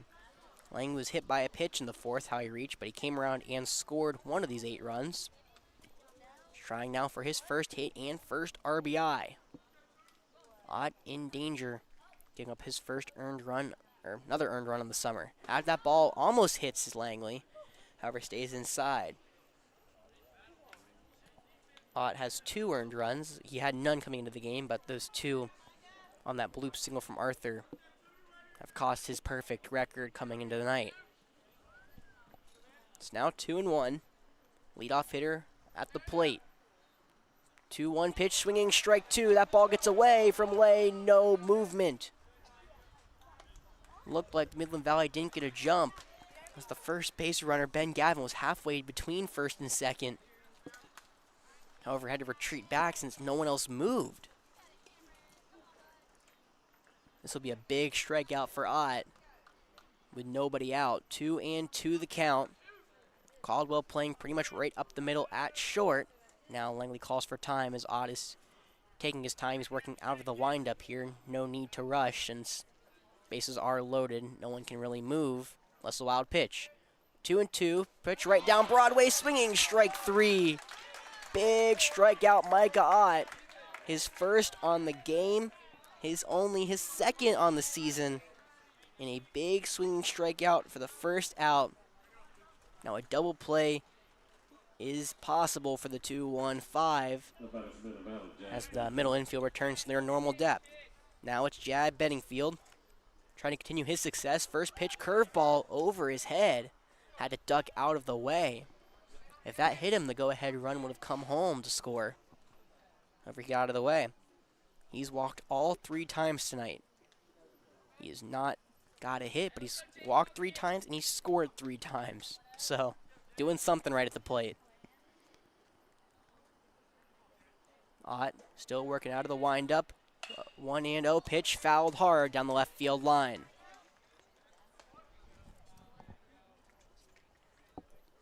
Ott, this is his 3rd appearance, and so far, as of now, it's his longest one, trying to work into his 2nd inning.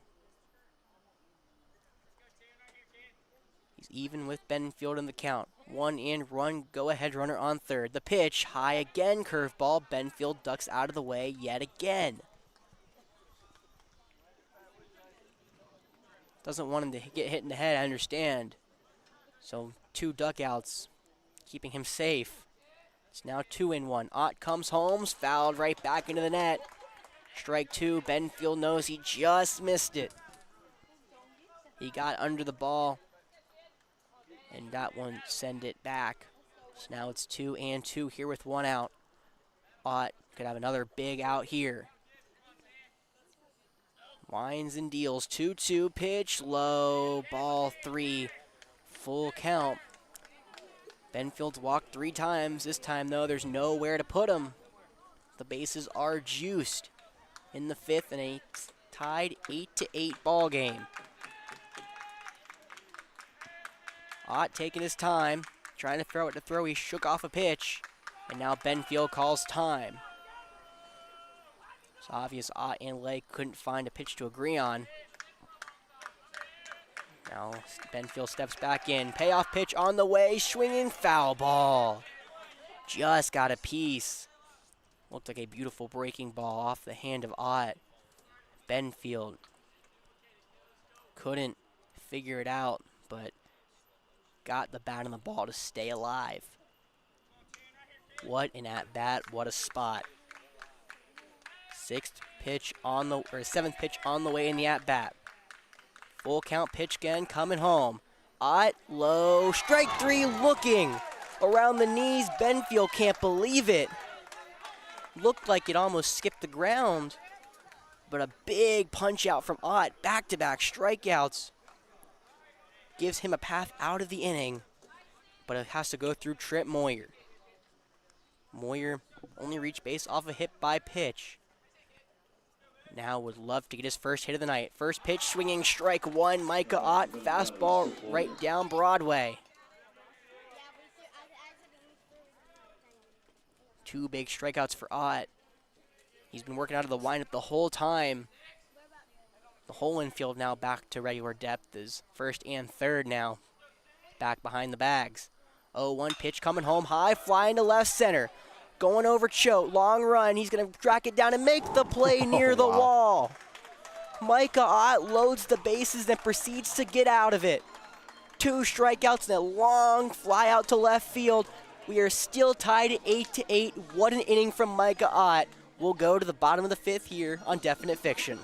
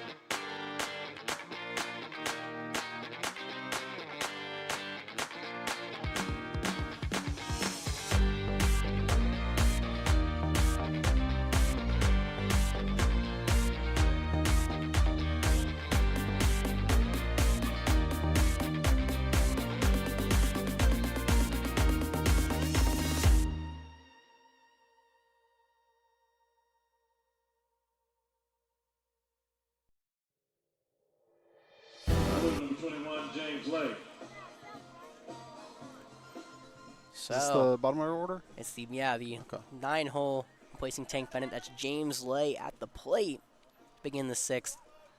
And then for the 3rd straight inning, a new pitcher here. Third pitcher in 3 innings for Midland Valley. That is Balin Bedenbaugh. Bedenbaugh was playing second all night. Moves into the bump, taking the mound, and that will put the designated hitter, Ben Gavin. He now moves over to second. Now, Bedenbaugh finds the zone after throwing a first pitch ball to Lay. Curveball across the heart of the plate. It's 1-1. Due up this inning, it's James Lay leading it off, the right-handed catcher. Then it's Hard Roland and Jackson Botar. 8-8 game. Would be a big spot here for a go-ahead run for the 2-1-5 as Bedenbaugh throws one into the dirt. It's ball 2. So Micah, what an inning. Loaded the bases, hit by pitch, walk, and a single, the trifecta of what you don't want to do on the mound. But then back-to-back strikeouts and a long fly out to Paul Choate in left field gets him out of the inning. Bedenbaugh throws an inside fastball that catches the zone, so now it's 2-2. To James Lay, who Lay is looking for his first hit and his first at-bat of the night. Now a high breaking ball that doesn't break. It's now a full count here to the catcher, James Lay. Lay came in for Tank Bennett after Bennett got hit on the elbow in his last at-bat in the 3rd. Trying to work off of a 1-for-2 game on Thursday. The pitch golfed into left field. No, it's gloved by Stringer. Nope. No, it's not. It got into left. It looked like he gloved it. I thought he caught it. You had it right the first time. I did, yeah. Wow, what a... I thought Stringer gloved it. I thought I saw that ball go in the glove. Never mind. Single for James Lay. And a leadoff single at that. I could have sworn Stringer gloved it. My eyes deceive me. Either way, big leadoff single there for the 2-1-5. Their 9th hit of the night. Now I'll put the courtesy runner, Adger Johnson, at first. Now Hart Roland comes to the plate. Bouncing ball gets away from Moyer. Adger Johnson goes to second, takes the turn. And the go-ahead run for the 2-1-5 goes into scoring position. Caleb Arthur last inning loaded the bases, then after only giving up 1 run, got out of it thanks to a timely throw from Cam Langley in left field. Now, Bedenbaugh trying to keep this game scoreless. Another ball in the dirt gets away from Moyer again. Adger Johnson, great jump and read, goes to 3rd. The count is 2-0, and now the go-ahead run 90 feet away at 3rd. Back-to-back wild pitches from Bedenbaugh against Hard Roland. It's 2-0 against the leadoff lefty here for the 2-1-5. Hart Roland can produce yet again in a big spot. 2-0 pitch on the way. High fly ball into right center. Wrong run from Benfield. He's going to find room to make the catch, though. Tagging at 3rd. Adger Johnson, he'll come home with the go-ahead run. Hard Roland, he does the job he needs to do. Puts the ball in the air to the outfield. Sacrifice fly. The 2-1-5 retake the lead now. It's 9-8. Bases are now cleared here for the left-handed Jackson Botar. Botar reached on an error in the 1st. He was walked in the 2nd, but he grounded out in the 3rd. So trying for his first hit, sharply hit right field base knock. Botar takes the hard turn at 1st, and now he's going to try for 2 after the ball was lazily getting in the infield. Throw to 2nd. Now it gets away from the shortstop, covering 2nd. I'm not sure what just happened. It looked like Satchered took his time. He fielded the ball cleanly in right field, but then took his sweet old time getting the ball in. Still had the ball when Botar took the turn, and Botar said, "Why not? I'll try for 2." Slides in safely. So a man in smart position, an insurance run at that. It's a single that turned into a double from an error. And that brings up Thatcher Boffman. Boffman first pitch to him. Curveball low, ball 1. Boffman has a double. He's doubled deep into center field, which is why you may see Jab Benfield in center playing pretty far back. Now 1-0 pitch in the dirt again, fastball. Moyer able to glove this one though, and Hart or not hard, Botar halfway down the line before we had to retreat back to second. Boffman, that double was his first hit of the night. He's also struck out and been hit by a pitch. So Boffman's been all over the place tonight. 2-0 pitch coming home. Curveball right over the heart of the plate. Strike one. Benbaugh finds the grip and gets a big first strike here against Boffman. Botar at second, that big insurance run. He's trying to keep him there. So now it's 2-1. Looking back now, Benbaugh comes home. Curveball, strike two, inner half. It's a late breaking curveball that time, but it just found the inner part of the zone against the right-handed hitter. Now it is 2-2 here with one down. Benbaugh trying for a big strikeout here. Payoff pitch, hard hit, left side of the infield. This time Stringer gloves it, looks back to runner at second, throws to first for the second out. Boffman can advance that runner, and now there are two down. Insurance run at second. That will bring up Nathan Caldwell for the 2-1-5. He's been productive in every single at-bat.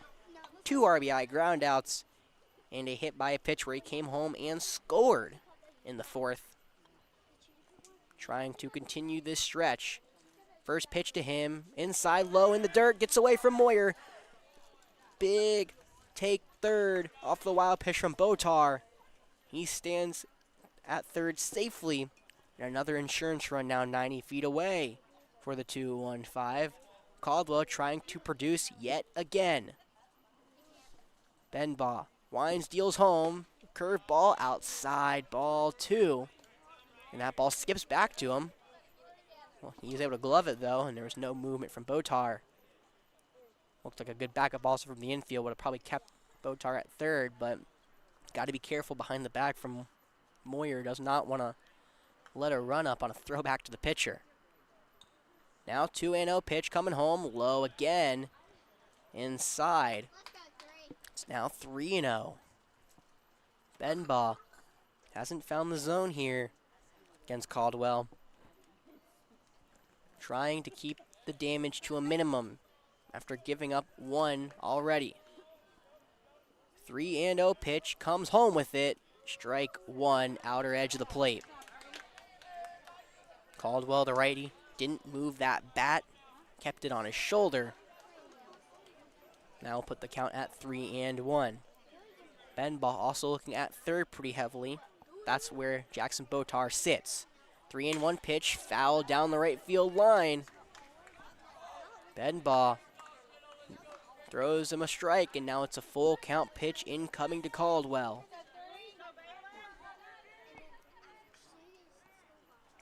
Caldwell, 2 RBIs in the night. His third one at third, staring at him. But a big pitch here from Balin Benbaugh. The payoff, 3-2, hits him. Curveball. Unable to get it over the plate. Caldwell disappointingly throws that bat down and will take first. So runners come to the corners with 2 down. Miller Peel back into the right-handed batter's box, trying to get his first RBIs of the night and his first hit. He's walked twice and grounded out once. Hasn't found the success he's wanted, but what a spot this would be with 2 down in the bottom of the 5th. Peel stands in. Benbaugh looking back at first. Now comes home. Pitch in the dirt. Moyer gloves it. Able to stay in front of it. Keep both runners at bay there. Wind has fully died down here at Forest Acres. It was howling in the earlier innings. Now it's quiet as the sun has fully setted across the Midlands. 1-0 pitch, ball low again. Now Caldwell trying to bait that throw at second. He took off. Now he jogs over to second without a throw from Moyer. Technically a stolen base from Caldwell.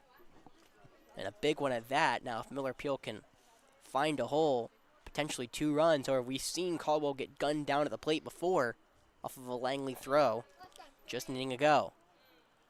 Now the 2-0 pitch, inside fastball, catches the zone, 2-1. That was inside corner against Peel. Found the zone.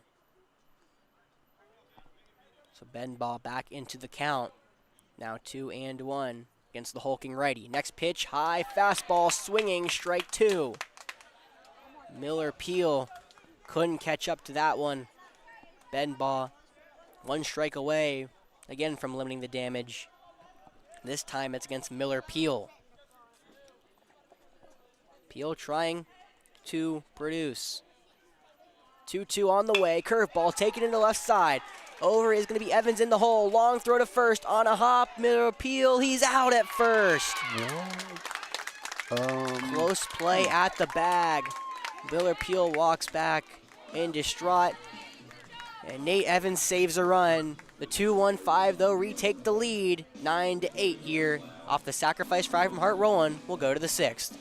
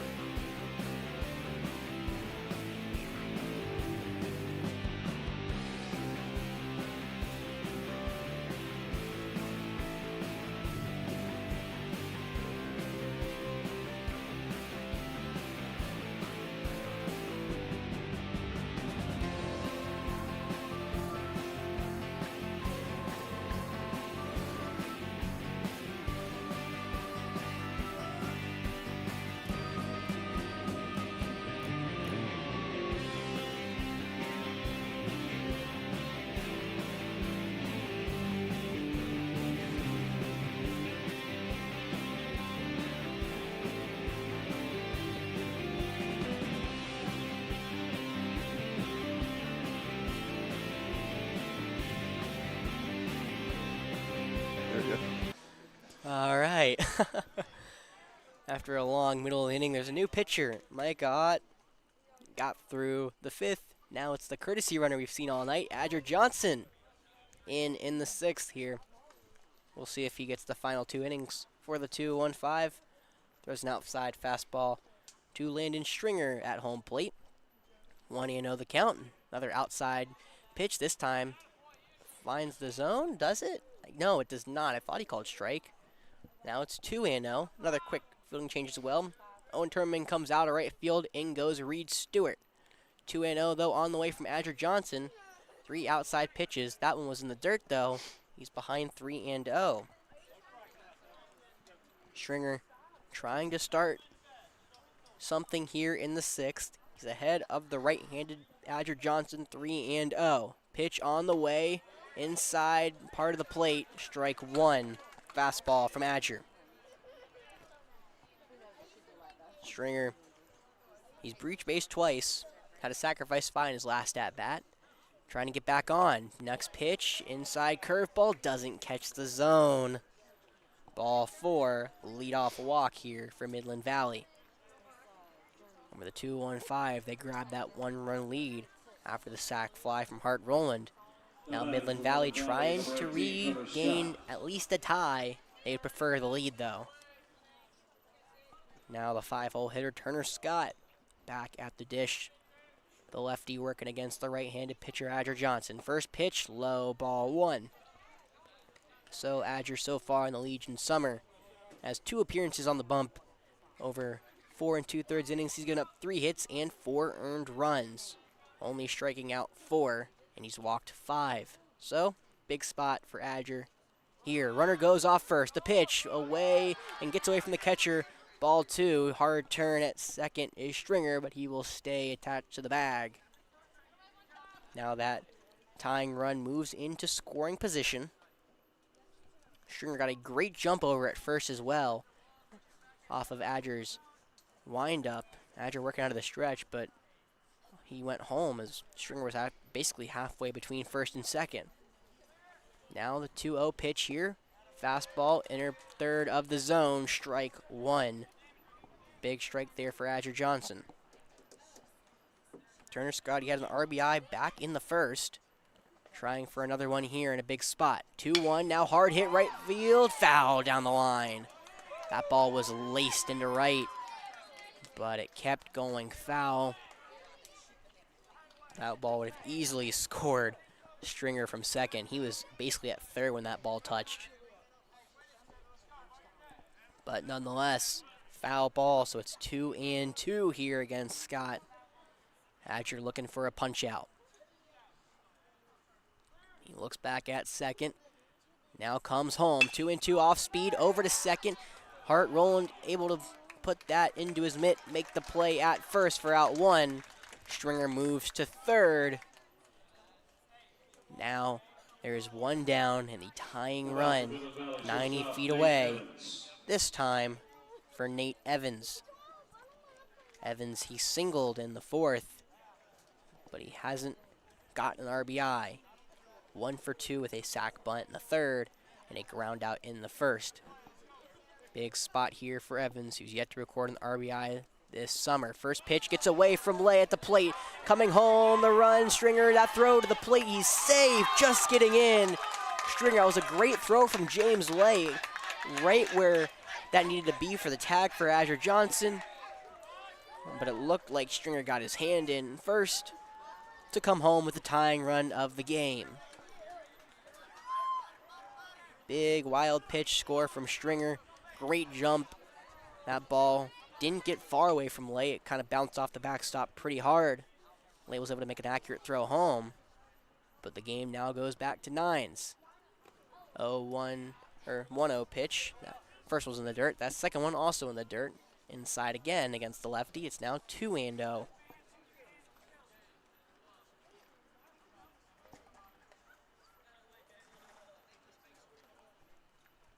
So Evans has the bases cleared. Looking, he's the go-ahead run. That pitch now, 2-0, curveball over the zone.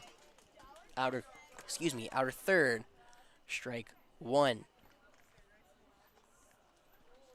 There is 1 down here in the top of the 6th. Adger Johnson trying to maintain at least a tie. Ball right back up the middle. Caldwell cuts it off. Fires out at first. Hard throw from Caldwell. That's short. Cutting it off up the middle. There are now 2 away here in the top of the 6th. No batting for Midland Valley, third baseman Caleb Arthur. So 2 outs here, and that brings back up the third baseman for Midland Valley post 153. It's Caleb Arthur. Arthur singled and had 2 RBIs in the 4th that momentarily gave Midland Valley the lead. He took a fastball, just takes a fastball outside, 1-0. He also has a double back in the 3rd, so big night for Arthur. Trying to get maybe a 2-out rally going for Midland Valley. The pitch, fouled back to the right side, tracking Miller Peel, can't catch up. Ball was softly lined and curved away from the first baseman, Miller Peel. Peel couldn't catch up to that ball as it touched ground. And looks like Arthur will get back in the box. Now it's 1-1. Adger taking his time on the mound. No time call, though. Now he comes home. 1-1, fastball low, ball 2. Hey, we came back. Oh, we did. Yeah. So we were. 1-6 to 5. Oh, we did. Oh, wow. Same in 7, yeah. Yeah, it looked like so. 2-1 pitch here in here at Falcon Field. Now it's 2-2. Fastball outer edge. So looked like we were down 5-3 in the 6th, and then we had 2 on and 1 out. Looks like the senior team able to come back and come from behind victory late against Lexington for their 2nd win against them. Curveball this time from Adger, doesn't find the zone. Fill him up. Crew had another 2 RBI, single or double. So it looks like actually it was Kanan Dorsey who also grounded out for the technically the go-ahead run in the 6th. Yeah, Crew had a 2 RBI, looked like single. That payoff pitch inside, strike 3, looking. We look down at the score, look back up. Adger Johnson freezing Caleb Arthur for the 3rd out. But Midland Valley ties the game at 9. Can the 2-1-5 retake the lead? We'll go to the bottom of the 6th.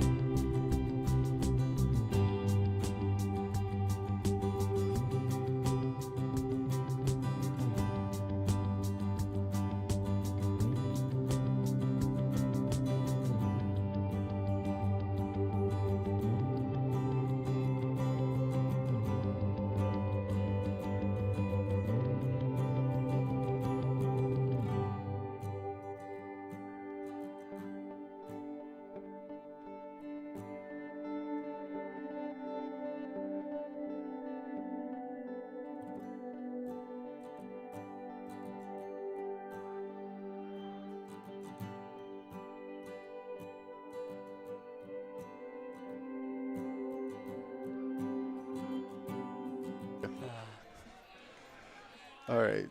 So we're back. We were talking about the senior team winning. Falcon player Ryan Harrelson, the big 3 outs in relief, gets his win. 5 strikeouts in 3 innings. That's Reed Stewart getting hit on the foot. He tried to jump out of the way. That ball found his back foot. So Reed Stewart, who came in the game to play right field last inning, first at bat, hit by a pitch, and the go-ahead run is on for the 2-1-5. And that's a new pitcher. Third new pitcher in 3 innings for Midland Valley. That's Aaron Moore on the mound, who before going into tonight only had 2 outs recorded all summer, 1 strikeout and 5 walks. So, we're at big spot for him now, getting a lot of trust here from the coaching staff for Midland Valley to come in here and shut down the 2-1-5. Reed Stewart, he's running along the first baseline, making sure that foot's okay. It looked like he right in the inside part of the foot, right around the ankle part, but looks to be okay. He'll stay in the game. Some more different look tonight. He's the first lefty the 2-1-5 will face on the mound. Next pitch inside, almost hits. Looks to be number 7, Adger Johnson, So getting the ball. This might be Adger's first at bat since last summer, maybe? So Adger has had actually one bat, at bat this summer. One at bat, okay, this summer. And he has 1 walk. Okay. So, Adger, yeah, so I was Adger. gonna say, because I don't think, I mean, like, he was called up for varsity Another about ball. all year? Yeah, inside pitch. Stewart gets away from Moyer, and Stewart will take second. Yeah, Adger Johnson has did not have an at bat for Flora in the varsity season this past year, and he's only had 1 in the summer. It was last game on Thursday in the drubbing we did at West Columbia. We won 22-4. I don't think I've said that score tonight, but we won 22-4 on Thursday. So back here now, of course, in a 9-9 game. Obviously, that's how it goes. But yeah, Adger, big at bat for Adger Johnson. Next pitch, curve ball, high and away, ball 3. And Moore hasn't found the zone yet tonight. 4 straight balls to begin his outing. And a hit by pitch against Stewart. Looking to try to find it here against Adger. The left-hander comes set. Now comes home. The pitch, low inside, ball 4. 4-pitch walk to Adger Johnson. And the head coach going to have to come out and talk to him. This is a big spot here for Aaron Moore. He hit by pitch 1. He walked 1. And this may be it for Aaron Moore. Not exactly sure. There's some throwing over there for Midland Valley. That's number 4 on the field. Getting warmed up, Nate Evans. Now their head coach talking to Aaron Moore. And a big spot is Paul Choate. He is now hitting for himself. My fault. That's Reed Stewart was hit for Timmerman, yep. And Adger Johnson hit for Mike Ott. Okay. A little mixed up on our order there, but we're all good. So, Paul Choate up. Big spot for Choate. Second at bat, showing bunt, coming home. Ball outside. 6th straight ball for Aaron Moore. He has not found it. The infield looks to be, the corners look to be in. Middle infield double play depth here. Aaron Moore has not found the zone here. 1-0 coming home against Choate. Pitch right down Broadway. It looks like strike 1. Big strike there for Moore. Can he build off of that? Choate so far this summer, he is 2 for 9 with 2 RBIs. But a big one standing at second in the former Reed Stewart. He takes off, gets a great jump. Pitch inside, the throw down to third, not in time. Reed Stewart, massive stolen base for the 2-1-5. He swipes third for his 3rd stolen base of the night, and it's a 2-1 count here to Paul Choate. A massive stolen base for Stewart. Got a great jump off of lefty Moore. And with the right-handed Choate, took a harder from Moyer to throw down to third. Reed Stewart swipes his 3rd bag. Now pitch Choate, left side through the hole, base hit. The 2-1-5 retake the lead here in the 6th. Reed Stewart steps on home plate. And Richland, 2-1-5, now has a 10-9 lead in the bottom of the 6th. Yeah, huge steal. He wouldn't have been able to get home. No, that ball wasn't. That ball was just by the 3rd baseman, Caleb Arthur. And wasn't hit too hard, but got enough on it to put it through the hole for a single and a massive hit for Paul Choate. That's his 3rd RBI this summer. Couldn't have come at a bigger spot for him. Now there's 1st and 2nd no outs for James Lay. First pitch high from Aaron Moore, ball 1. Aaron Moore has only thrown 2 strikes so far in his outing. Tell you what, if Lay gets on, we could have a big inning. Yeah, so this is not what the Midland Valley have been fighting all night, but cannot afford to go down big here. Lay, high fly ball into left center. Going over the center fielder, Benningfield. He's going to stay under that and make the play out 1. Faking the tag up Adger Johnson. Benningfield gets a strong throw to third on a line. 1 gone here in the bottom of the 6th. That will bring up the top of the order.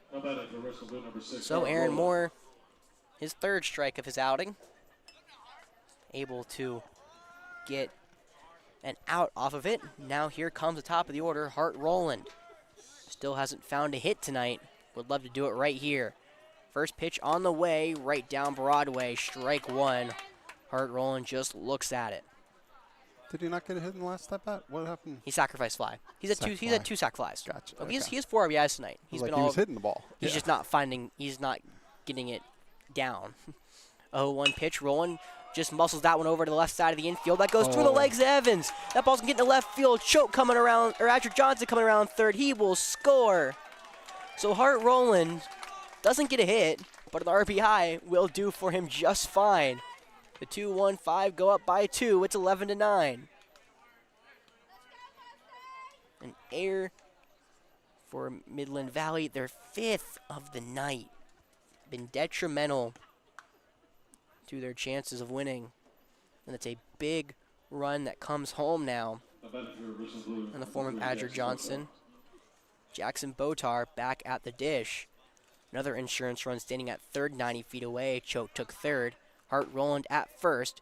First pitch fastball, outer edge of the zone against Jackson Botar, the lefty, strike one.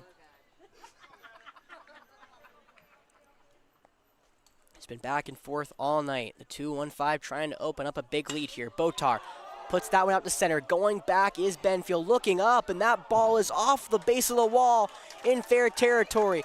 Choate comes around. Hart Roland forced to stay at third. A big one-out double there for Botar.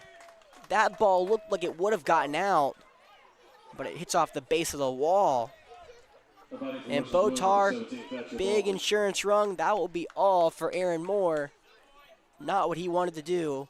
Only records 1 out and gives up 2 hits and 3 runs. Pitching change here for Midland Valley. It will be number 4 coming in, Nate Evans, when we return.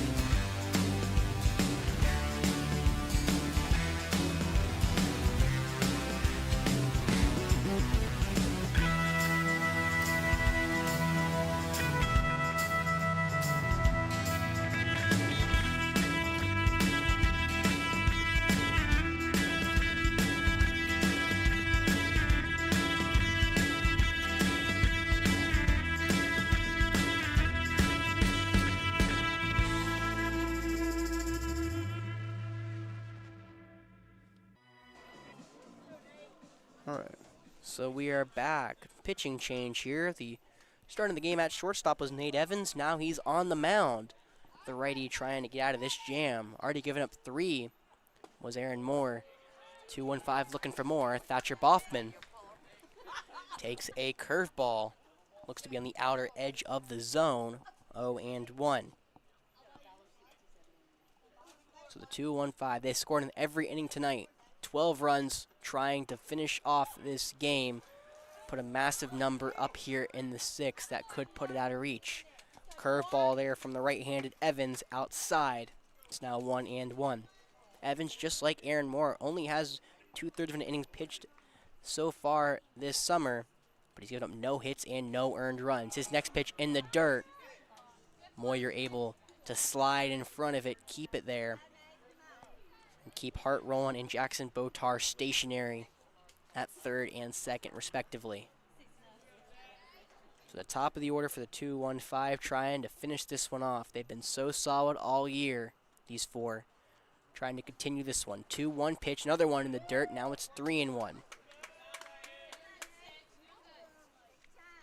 Between the top 4 of the lineup, they've reached base total of 1, 2, 3, 4, 5, 6, 7, 8, 9, 10, 11 times. Absolutely insane. And Thatcher Boffman reaches for gets that top of the 4 up to the 12th. Ball in the dirt. A walk for Nate Evans. And now the bases are juiced for Nathan Caldwell. How about it for Richland Blue, number 12, Nathan Caldwell. Yeah, they weren't going to give Boffman anything to hit if they could help No. it out. And then, if that's not impressive, gone 12 times. They have 6 of the 12 RBIs tonight. They've only struck out once. That first pitch to Caldwell, low and away, ball 1. Along with the 6 of the 12 RBIs, they have 5 of the 12 hits. Top of the lineup has done its job, looking to finish it off here. Next pitch, Caldwell, high fly ball in the center. Benfield going to come in, long run, now going back to the second baseman, makes the play, tagging, wild throw into plate, backed up by the pitcher, now a throw down to 3rd into left field. That's going to force, looks to be Botar will stay at 2nd. Looked to be in center field, but Ben Gavin at 2nd had to go back and make the play. Now he threw it wildly home, so it was a sac fly nonetheless for Caldwell. Another RBI for the top of the order. That's their 6th of the night. And off the wild throw, both Botar and Boffman now move into scoring position at 3rd and 2nd. So there's 2 down. 2-1-5 extend the lead to 13-9. Miller Peel, after grounding out to end the 5th off of a very close play at first, has a redo. Can really do some damage here, put this game away. First pitch to him, fastball inside, doesn't catch the zone. We were waiting for that call here behind the plate. Umpire never gave it to us. Catcher looked back thinking, maybe this is a really delayed strike. I say it was close, but it was enough inside. The umpire said no. No hold on either 2nd or 3rd. Comes home, pitch in the dirt, sliding in front of its Moyer, 2-0. So now first base is open for Miller Peel. However, you really don't want to put him there considering Reed Stewart up on deck, who hasn't gotten a hit, but still is on base, and he's 2 for 5 so far this summer. Not anyone you want up for the 2-1-5. Next pitch, low in the zone again. It's now 3-0. Nate Evans in danger of walking Miller Peel.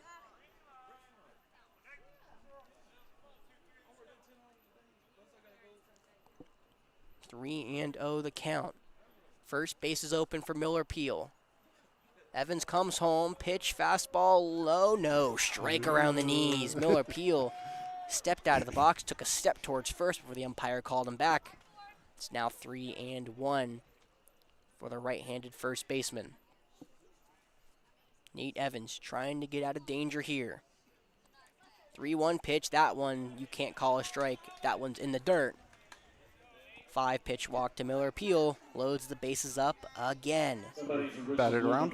We have batted around. All right. Reed Stewart back up for the 2nd time this inning. He led the inning off, with a hit by pitch.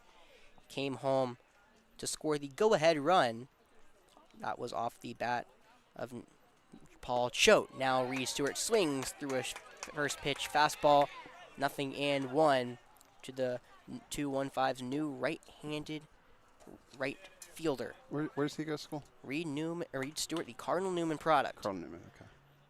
Yeah, he was 1 for 1 in the drumming of West Columbia, trying to build off that curveball outside, ball 1. It's almost always Cardinal Newman when I ask now. About to say, it's almost all, yeah. Cardinal Newman, one of the big ones they've given us. Reed Stewart has 2 RBIs so far. He's been solid all summer, trying to continue that. Fastball high, 2-1. Nate Evans falls behind. Stewart now can't afford to let him get on. It was tied going into the bottom of the 6th, and now the 2-1-5 put 4 across. Looking for more. Next pitch, fastball away outside. 3-1. Nowhere to put Reed Stewart. He's worked 2 walks this summer. Looking for a third or at least a hit here. 3-1 pitch from Evans on the way. Pitch inside corner, strike 2. Big pitch there from Evans. It's a full count pitch. 2 outs. The merry-go-round should be in order. This is so exciting. Now 3-2, coming home, pitch, Stewart lined into left field, gets down, base hit, out of the reach of Evans at short. Coming home, the throw, not in time, 2-run single for Reed Stewart. That was Bedenbaugh at short, not Evans, couldn't make the catch. Both Botar and Boffman come around third and score the 6th runs of the game for the 2-1-5. Reed Stewart, the batting in the clutch, puts 2 more across, and that's now a 6-run lead for the 2-1-5.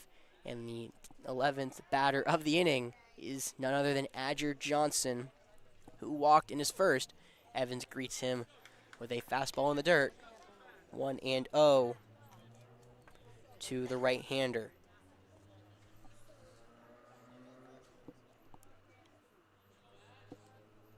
1-0 now to Adger.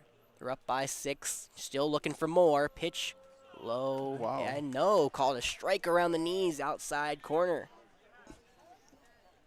So not the outing Moore won and give up 5 runs, but only 2 of them were earned for Aaron Moore.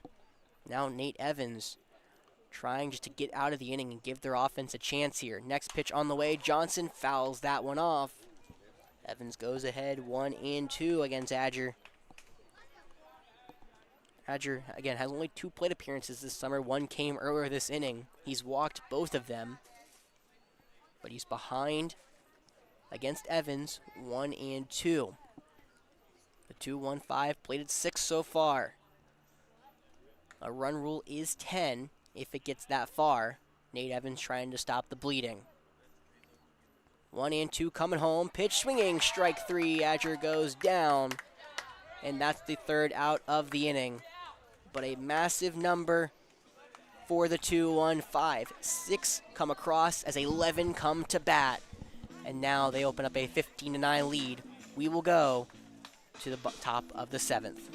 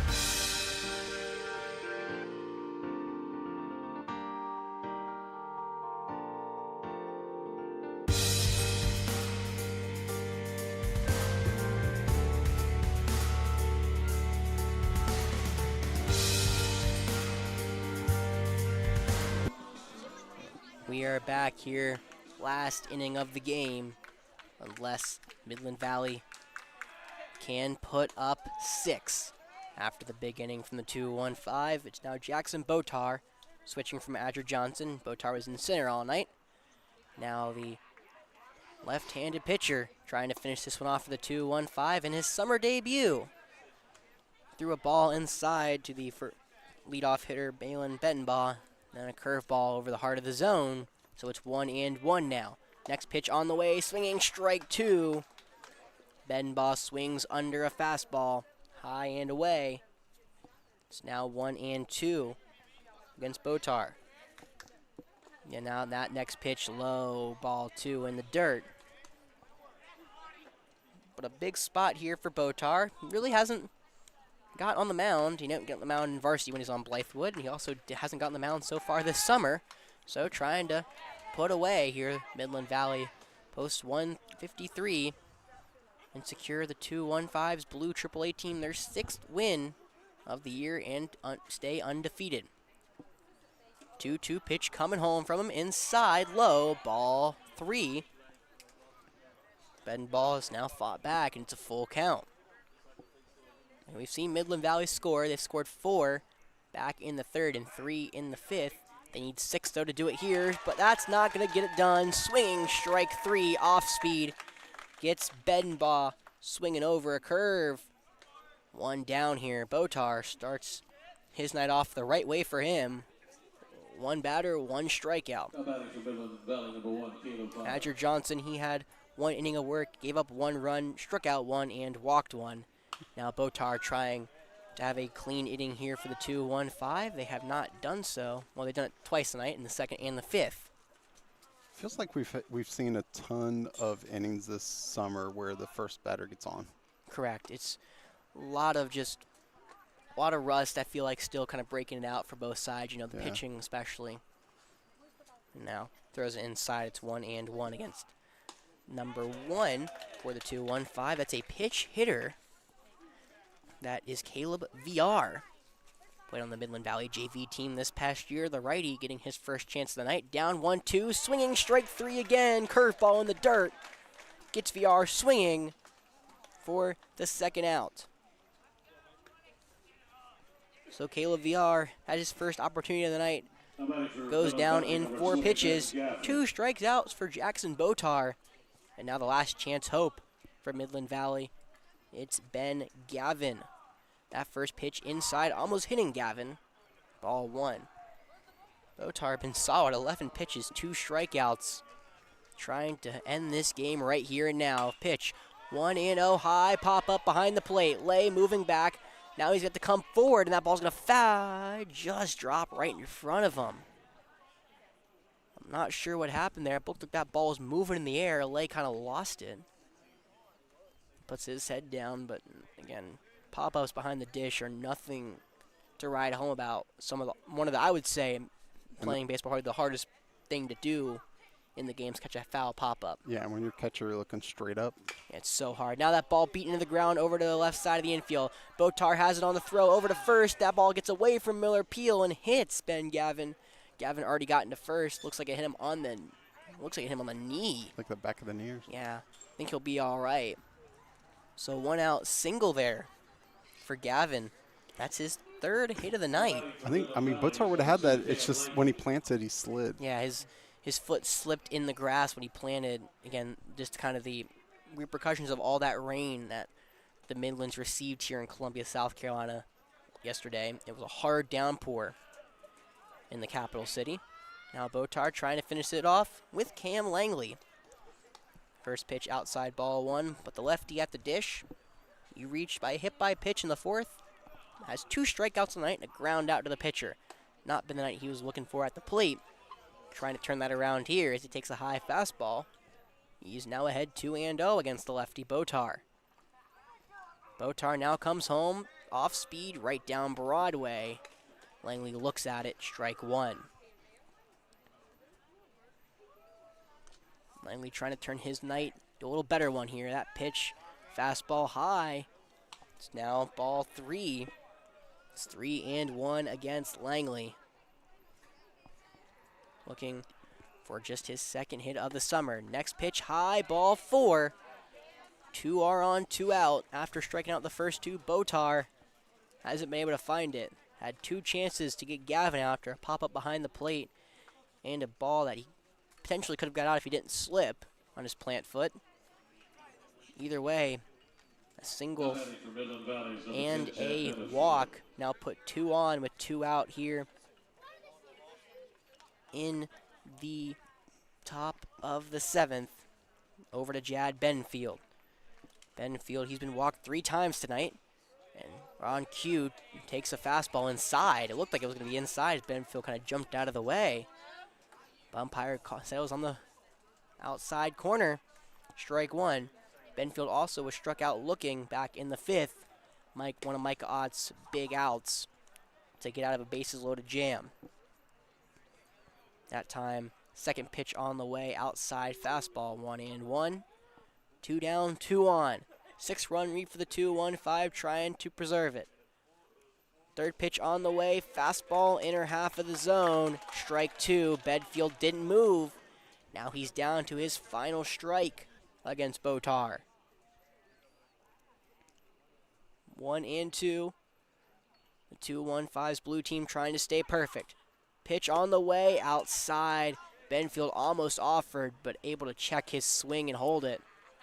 Even in the count at 2-2 here with 2 outs. Midland Valley, they were 0-2 ending the night, trying for their big comeback win for their first win of the summer. Down to their final strike. 2-2 pitch, low in the zone, not enough. Stays low. Now it's a full count with 2 outs. Both runners at first and second will be going. Full count pitch from Botar. Comes home, the pitch, high, ball 4. Botar back-to-back walks. That one will load the bases. So a big spot here for Midland Valley. That is number 6 stepping in the box. Trip Moyer, the catcher.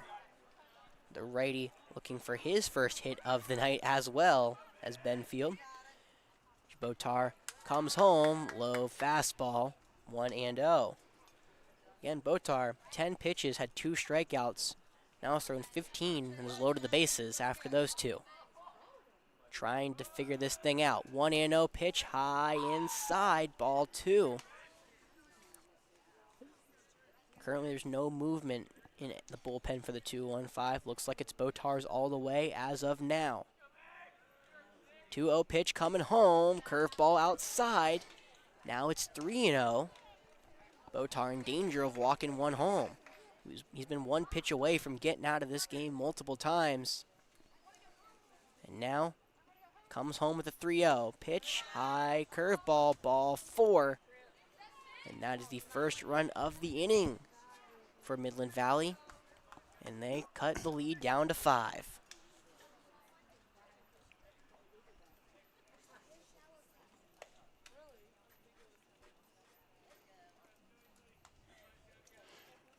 Give him another batter and then put Boffman. I mean, I have to be Boffman. Maybe just put in Andrew Botar, who's been in that spot multiple times when he just needs like 1 out to get out of it. He's done it twice this year. Yeah. Or he needed 2 outs, but still, bases loaded. Just, yeah, he has 3 straight walks. This is not. Botar has lost his location right now. Got to find it here. First pitch, high and away, ball 1. Everything's just up. Yeah, he's throwing everything up. Nothing's breaking. This is also a new pitch hitter here for Midland Valley. That's number 15, Landon Stringer, back into the game. Next pitch on the way. Popped up right side foul. Miller Peel going over, makes the play in foul grounds for the 3rd out. Botar, we said 1 more batter. He got it done in 1 more batter. After giving up a 1 run, finishes this one. The 2-1-5 go to 6-0 after picking up a 15-0 victory against Midland Valley. We will see them probably next week again. Yeah, that was nice. They say what the double play is the pitcher's best friend. Yep. Yeah, I think it's the pop-out foul. The pop-out foul is a very nice way to end it. I mean, it's a great high reward, low risk. Yeah, low risk, super low risk. That's it. That's what I would want if I was a pitcher. Correct. Just a bunch of those. I say Botar much needed way to get out of the inning. He started off really strong. 2 straight strikeouts. He looked solid with getting them swinging, and then just kind of after he was giving him curveballs in the dirt, he kind of went everything up and couldn't find his own. Almost got caught in a problem, but that'll do it. Yeah. Awesome. So we're delivering all kinds of wins, me and you. Correct. We were talking about this earlier. There's not been a game. So we have recorded a single loss. We've only not had a win on this diamond for one of our teams one time. And you weren't here. I was not here, so I am the good luck charm. It's you. You see, I've seen 2 senior wins. I think I've seen like 4 of these blue wins. Another thing we were talking about earlier. We've seen the blue team. Let me see how many home games we have. We played 6 games so far this summer now for this one. We played Midland Valley at home, North Augusta, Camden, and our own gold team at home. Yeah, so 4 at home. Wow. Yeah, so this gold team, this blue team now staying pretty well at home. They come back here to play Lexington Post 7, the AAA team, on Thursday. Okay. And then we won't see them again until the following Tuesday. And then they play Richland Gold twice in the week you're not here, the 27th and 28th. Okay. And so we got the seniors tomorrow night, and they're coming off, what, 3 in a row? Yeah, the seniors have 4 in a row. 4 in a row. Yeah, they beat Lexington Post 2-1 to start the year. Then they've got shut out against Camden. They lost to Sumter, and they got drugged by North Charleston. And then since then, Florence, West Columbia, Chapin/Newberry, and Lexington Post all 4 straight wins. We're gonna see them pretty much for the rest of the streams. You see them both here Tuesday, Friday, and then next Monday, where they play Lexington. They host Camden in a rematch of that game, and then they welcome in Clutch Gelina. Yeah, I don't know. It's a Georgian team or something? I guess I would have to assume, but I'm not exactly sure. Okay. Kind of. They're not a Legion team though. No, and then they also play the following Tuesday as well against Chapin and Newberry. Okay. So they have 4 straight home games here. So this is a. So we're also 5-0 in region, right? Which team? Those seniors. The seniors. Is Camden our region? Camden is not. Okay. Well then, yeah, we're Lexington Post, Florence, West Columbia, Chapin. Yeah, 5-0 in region. Very I'm pretty solid sure showing from our senior team. Yeah, because they're in the region with Sumter, I think. Yeah, they have, a lot of. That was a great come from behind win at Lexington. Wish we could have been there tonight, but obviously, got to see honestly a really fun game through the whole thing. Just kind of got out of hand for Midland Valley toward the end.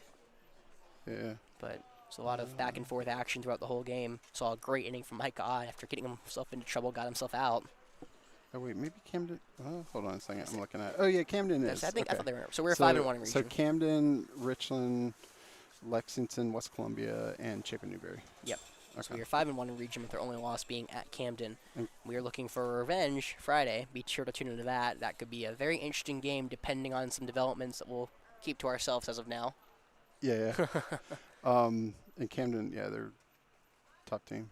I mean, they went. They were one of the 2 teams from South Carolina that made it to the World Series. For the I don't even know what you call it. American Legion World Series. Yeah, I was gonna say the AL. Be a tough task. They have not lost a game so far this summer. They're 3-0. They beat us 7-0. They beat Lexington Post 7 6-4, and they beat Post 79, which we've played them before. I think it's 79. Yeah, It's West Columbia. West Columbia. Thank you. Yeah, they beat them 12-2 today. Okay. Or no. Yes, today. They'll play at West Columbia tomorrow, go to Chapin Newberry, and then they go to Richland. They come here on Friday. So they have a long week, too. Who did you say we have tomorrow? We have Lexington in a Lexington We here. took 2 games of the summer series so far. Okay. Looking for, I think a sweep. I think is what. I don't think we play them again after this. No, yeah, we wouldn't play more. we would sweep. Yeah, if they win tomorrow, we technically sweep the Lexington summer series, which would be a nice way to kind of kick off. After a looked to be kind of a shaky start, we've really rebounded really well. Yeah. Cool. All right. That's fun. All right. Well, we'll see everyone tomorrow night. Yep. Should be a fun one. Thank you for letting me come on again. All right, yeah. Thanks for joining me.